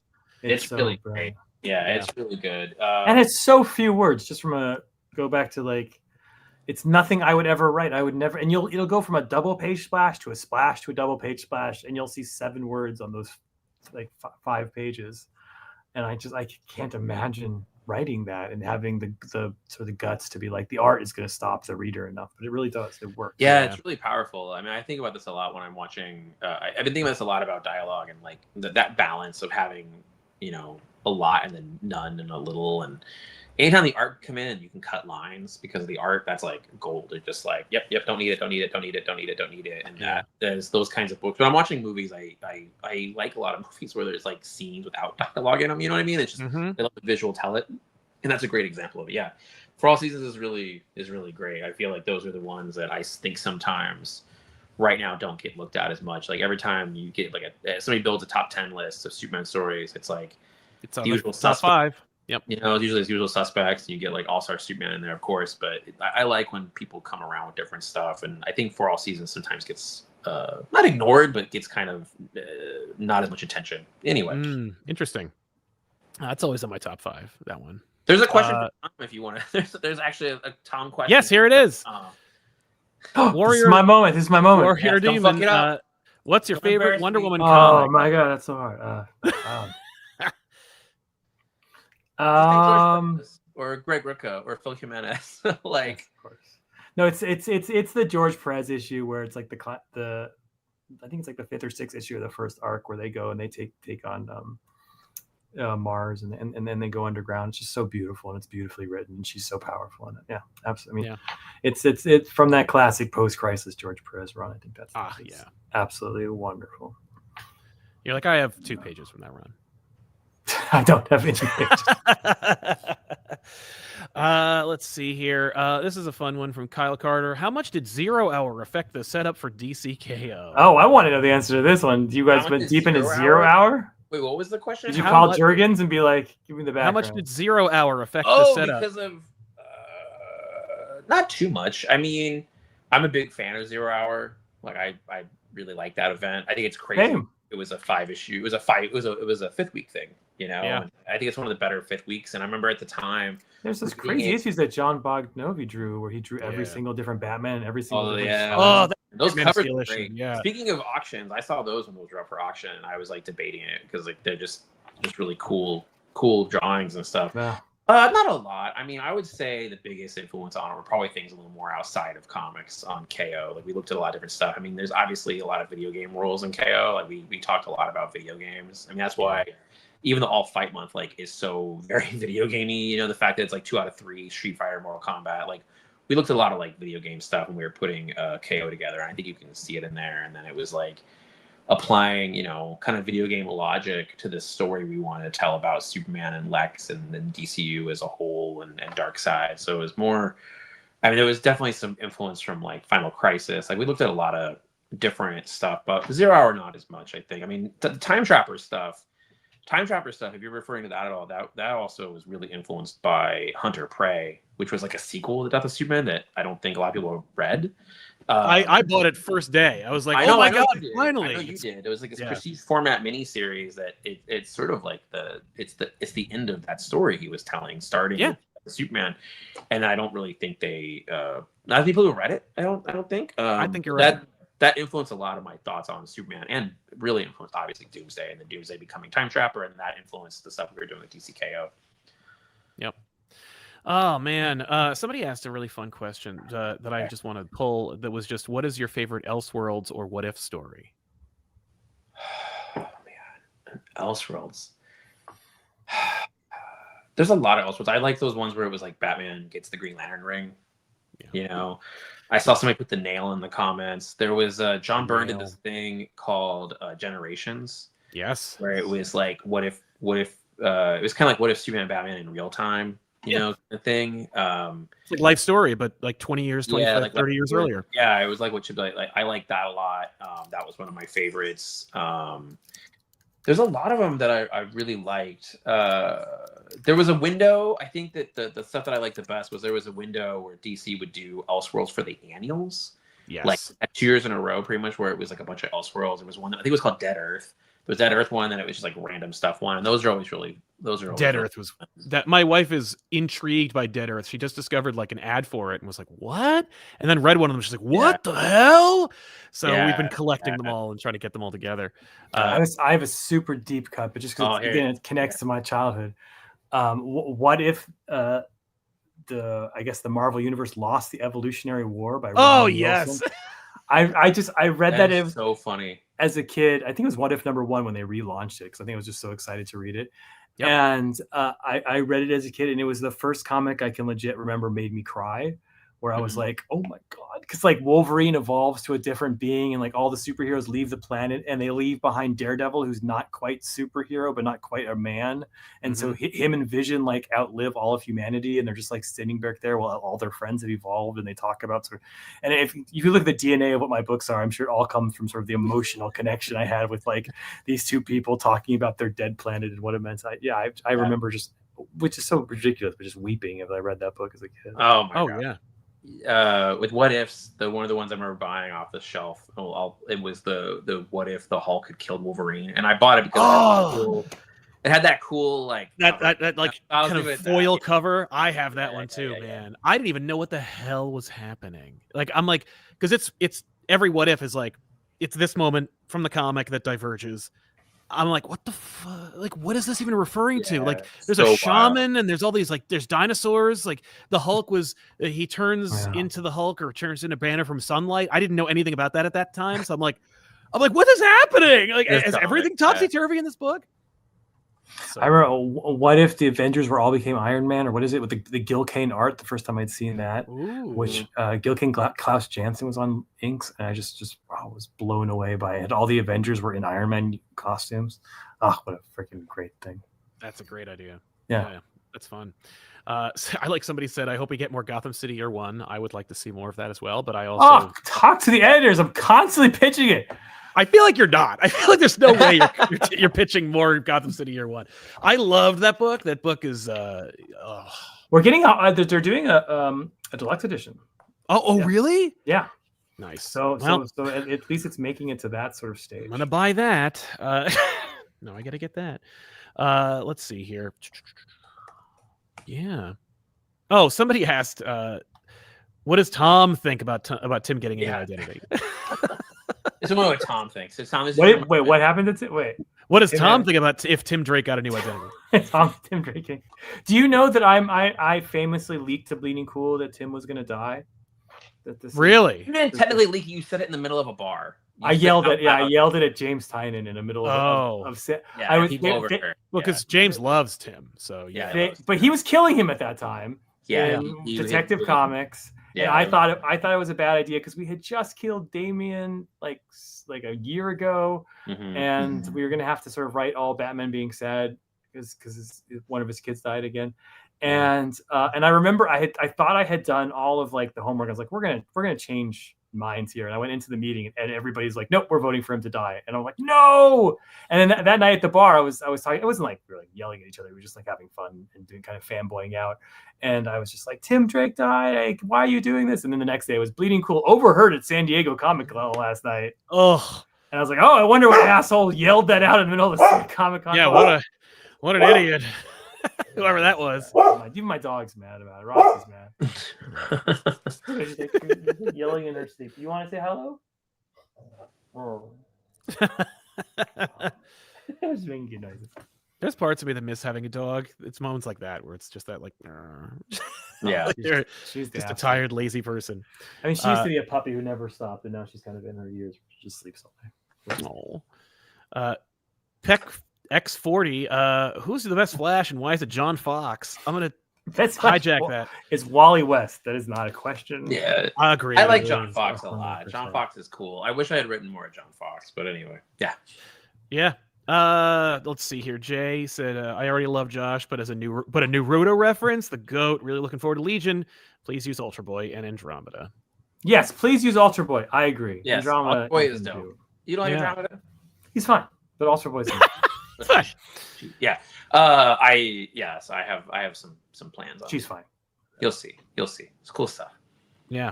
Here's one directly for Tom. Sean asks, if not super personal, can you expound on why you wanted to be fired from DC? Also, much love from GA. Loved your run on Daredevil, Chip. Why I wanted? Sorry, that was Scott. That was a different. This is a question for that was different for somebody else. Sorry. No, Scott was joking when he made that comment. He was joking. He was talking about his early years where he was just nervous all the time, and he was just like he was looking to. He was hoping. He was jokingly saying he was hoping they would fire him. So exactly. He wasn't out about it anymore. Yes.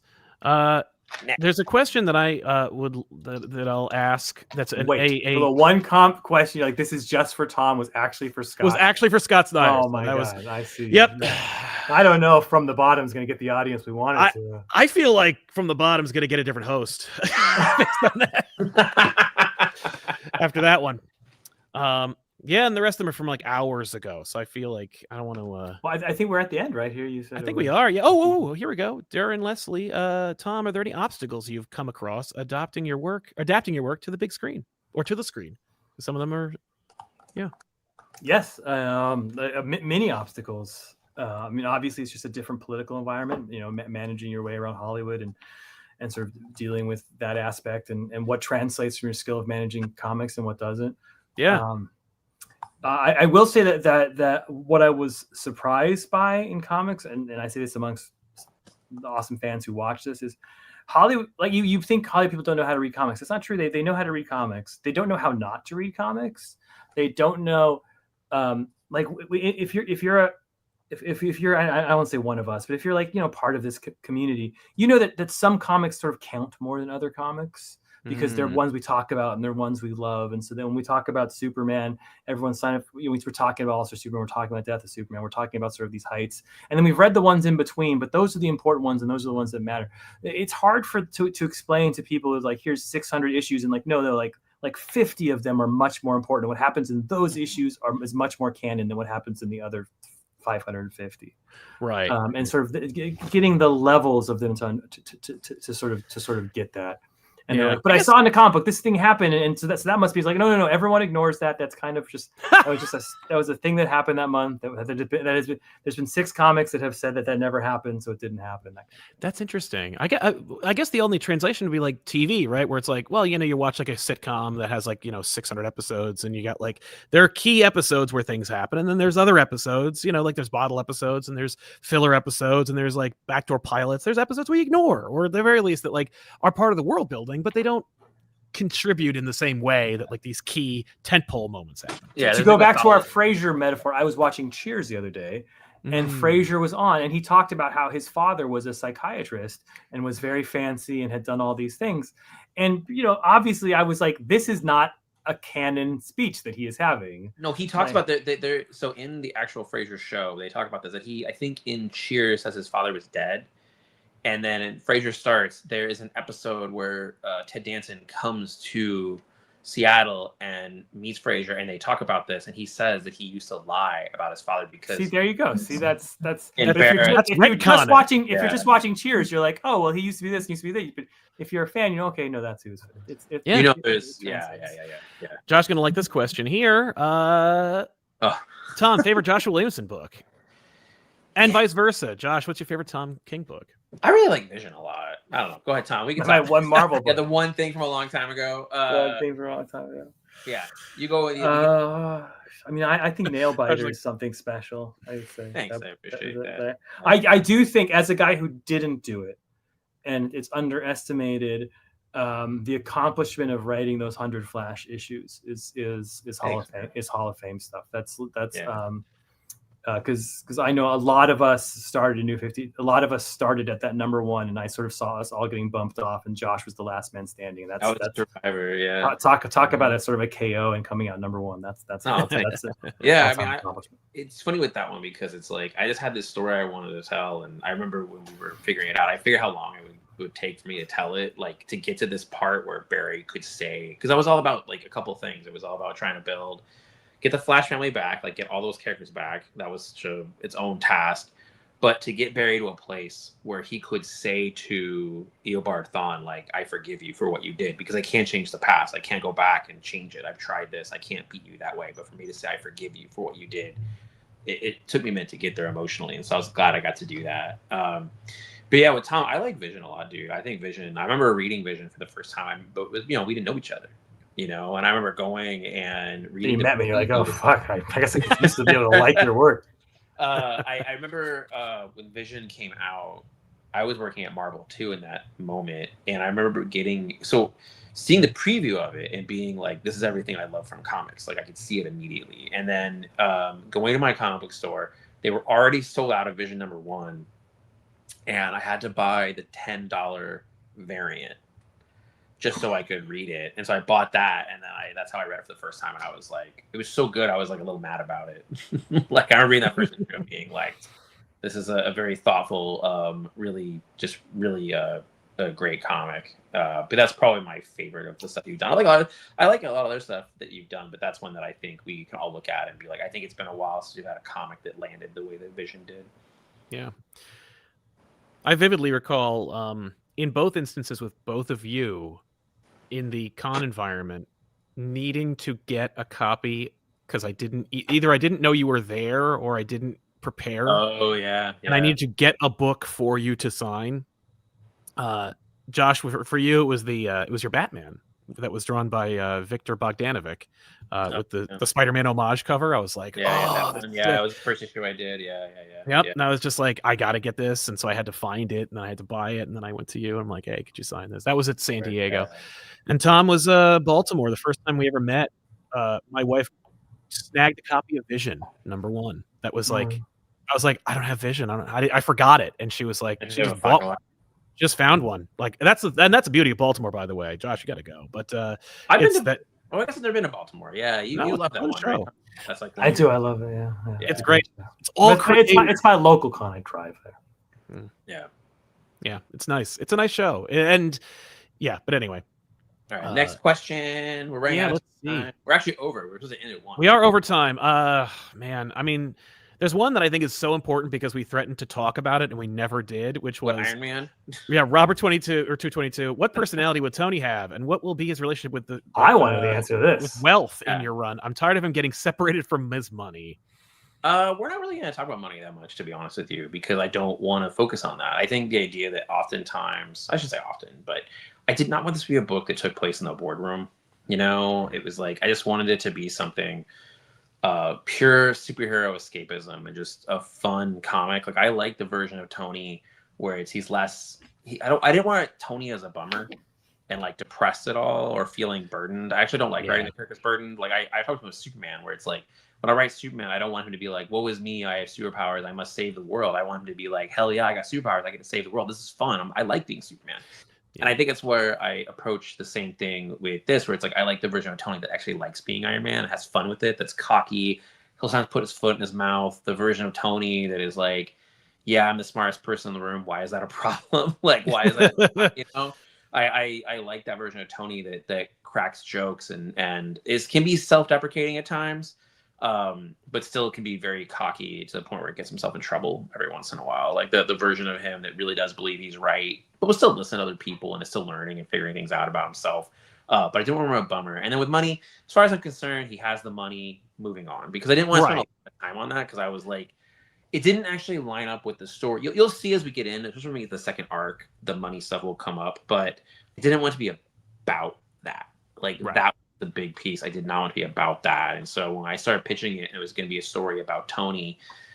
Again, like I kind of wanted to get away from it being just about the armor. That was another piece of it, where it was like there are times where it felt like it was a lot of focus on these things that I wasn't as concerned with, whether it was the boardroom or the boardroom or the armor and armor wars. Like I always think about that. I want to be a story about Tony because I like, and this is one of the things I relate to with Tony. And I was talking to my wife about this last night. It's like I like making things, and I think there's sometimes a difference between making things and constructing things. So going back to a cooking analogy, right? Like for the first time, this is gonna get really weird, so bear with me here. For the first time 2 weeks ago, I baked a cake because I was watching so much baking shows that I was like, I think I can do this. I can make a cake. So I made a cake, and I learned some stuff from making that cake, and I made another cake, and I was like, okay, I understand some stuff. But then one of the things I recognized as I was making those cakes was what I was doing was I wasn't making the cake. I was constructing the cake because I was using these pieces already built for me. It was almost like building a Lego set. The idea that like when I build a Lego set, I have a guide in front of me. And yes, I built this thing, but I did not make it. Somebody else put that time to make it. They free build to the point where they want to create something new, right? And I think about this a lot with Tony. Like to me, Tony is a builder, he's a maker, he's a chef. Like he's a person who likes to make things. He sees things and then he creates them. He builds them. They did not exist before Tony decided it was going to exist, right? Like the idea that Tony is this kind of person who likes to make things and build things. And that's the kind of version of him I wanted to see, was this person that is recognizing that they want to like continue to make things and build things that go beyond the armor. But that also means, and this is a big part of my pitch, is that Tony, when he was in that cave, he didn't build the armor. He built Tony. Like he made a new version of himself in that cave, and everything that has happened since then is because of that experience. That he made a new version of Tony that day, and that version of Tony is the one that built the armor. And so I think about this stuff a lot, where it's like Tony being able to see things and make things, and like there's a character we're introducing into the book that's going to be like a new love interest, and she's actually as a chef, and she talks about this in one of the issues. She talks about how she builds things from the heart and how she makes things for the heart. And she kind of asks Tony, when was the last time you built something? Not because you felt you needed to save the world or because you needed to make something was functional. When was the last time you built something for yourself? And there's some emotional stuff with that. But that's the stuff with Tony. And like, yeah, I mean, I definitely think a bit about those ideas of him being a billionaire, what that means in today's world. But I didn't want to make the story about that, because I felt like I wanted it to be a bit more of a fun escapism type of story. I didn't want to zero in on that. And also because I feel like that's been done. I've read a lot of stories about Tony in the boardroom, and there's some I really love with those, you know? I mean, sure. I was a fan of Kurt Busiek when he was doing Iron Man, and he did the whole thing with Stark Solutions and all that. Like, that stuff was great. So, but I was like, no, I want to do something a little different that's more about Tony the Builder and kind of get him away from some of those things, you know? Like, and other people, I mean, that's part of why, getting really into spoiler, that's part of why Pepper is back and things like that, because I like the version of Tony that kind of says, I trust these people to run this over here, and I'm gonna go have fun being Iron Man for a while. but that obviously leads to other problems too. Of course, it's which I think it's such a good approach, because it could be, there's such a obsession with kind of billionaires in our culture right now, and I think it's become sort of hack to write about them, you know, like and you're taking the different approach instead of the sort of what everyone's doing. I think that's exactly the right way to do it, and you're going through it through a personal level rather than just being like, look what's in the headlines today, like let's look at this character and their history and how it relates to like actual. I think that's fucking great. Yeah. I looked at a lot of what I did with Duke and G.I. Joe. I mean, I think if people here have been liking what we did in the Andron universe and Duke and G.I. Joe, I try to approach Iron Man in the same way we did with those. Yeah. Tom, what do you have coming out? I mean, like, honestly, you know, you're a busy guy. You're as busier than yeah, you got Supergirl. I'm terrible. I have nothing to pitch. I'm on Wonder Woman. It's still coming out. We have Trinity number 5 is this week. That's right. It's a very emotional issue, which completes the sort of Jason Todd Trinity love story little arc. And does it conclude it, or does it? Yeah, well, I guess we will see, because they're both still around. Yes, there's some more. This is, I don't want to spoil the last issue, but it does not conclude. It does not conclude here, but it's a very heartwarming issue. It'll give you a very happy tear in your eye, that issue. And Wonder Woman continues. We're at the end of our Mouseman arc. If you read the last issue, Mouseman just got the Mouse have ears, Mouseman knows. And Mouseman just got the shit kicked out of him, and then that's gonna end, and then we take I'll take 2 issues off, and then we start the sort of Wonder War coming up. And then besides that, again, I have Mr. Miracle is we're working on that now, and Supergirl comes next. They just announced the new order of things, so that'll be a huge push in spring, and I'll be back for that. We're just gonna, and then Lanterns comes after that. So there's just a ton of TV movie stuff, but mostly, if you remember one thing, the Supergirl this January 6th, the new trade comes out, and if you're looking for good Christmas gifts, it's a great, Supergirl's a great gift. It's a book that you can give to someone who's never read comics. So if you ever wanted to get your mother into comics, or ever wanted to get your boyfriend into comics, or however it is, this is a book that's very easy to give as a gift, to be like, there's a movie coming out. If you read this, you'll be ahead of the curve. Yeah. Nice. I would also recommend Black Canary Best the Best, by the way. Yes. Well, just wrapped up. A good one. Ryan Sook is great. Yeah. Ryan Sook kills it on art, and you'll scream at the end. It has a really moving.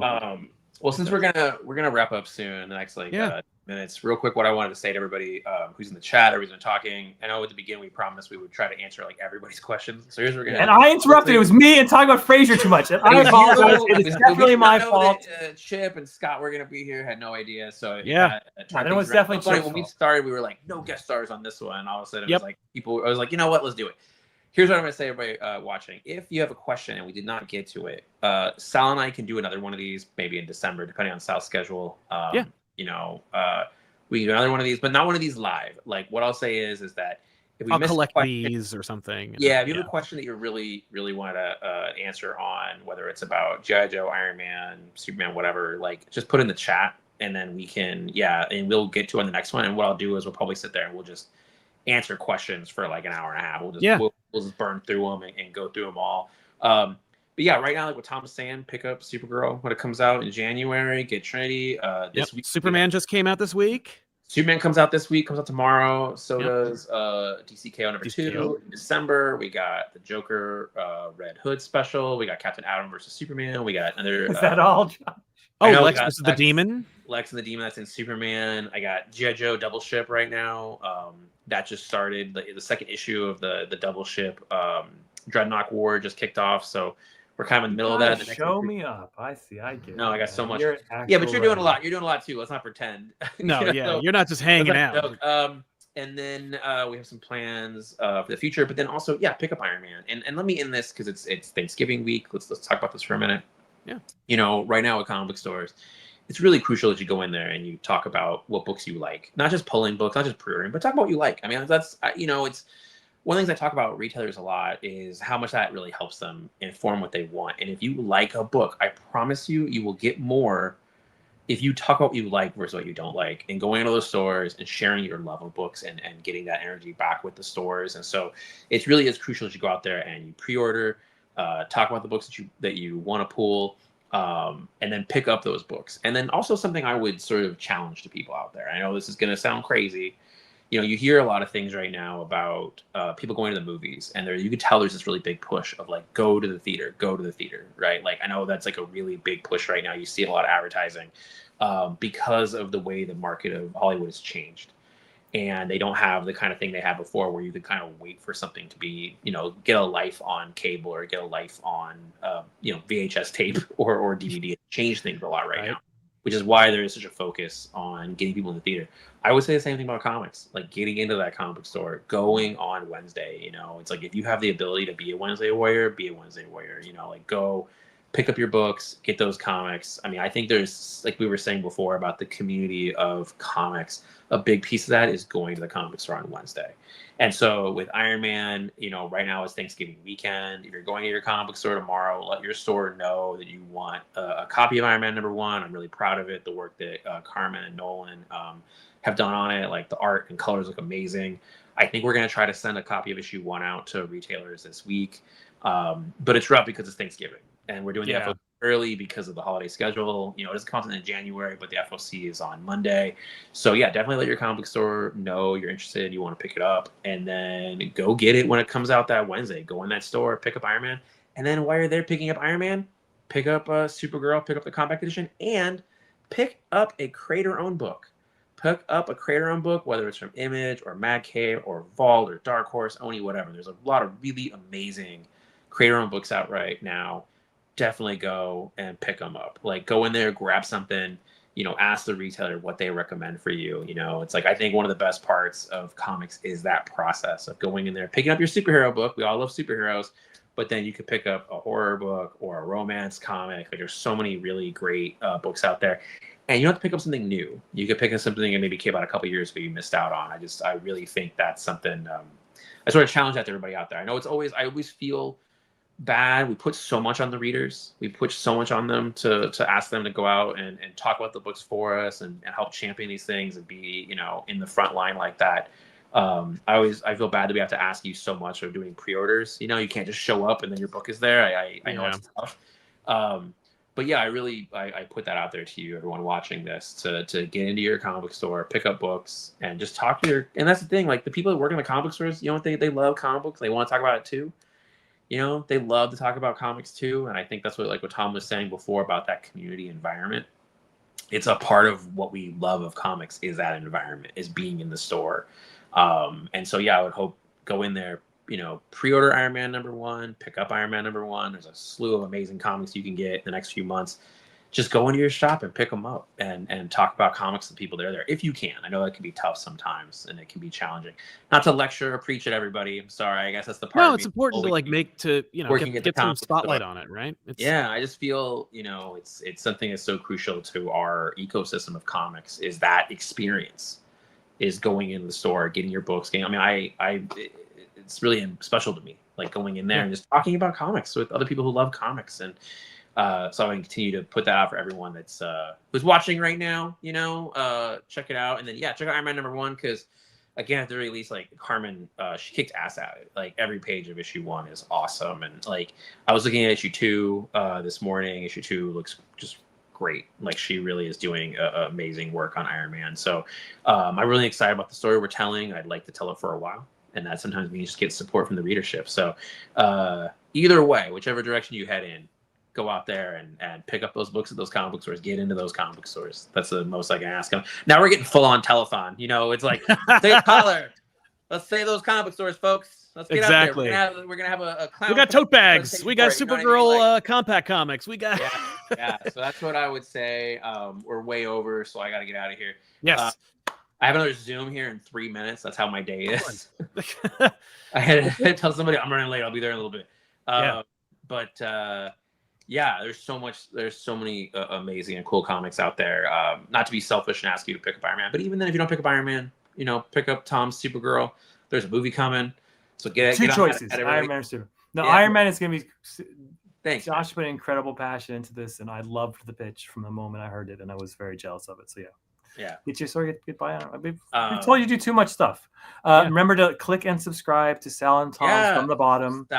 From the bottom. Yeah, check out From the Bottom. Check out From the Bottom. Yeah. Soon. All right, but I gotta wrap up here, everybody. Yes. And if we missed something, I have to go write my page and a half. Put it in the chat. We'll try to get to it, and then Tom has to go. You have no more distraction. You gotta go work on comics now. That's right. Splash. Put one word on it. All right. Hey, thanks everybody. So long, everybody. Appreciate it.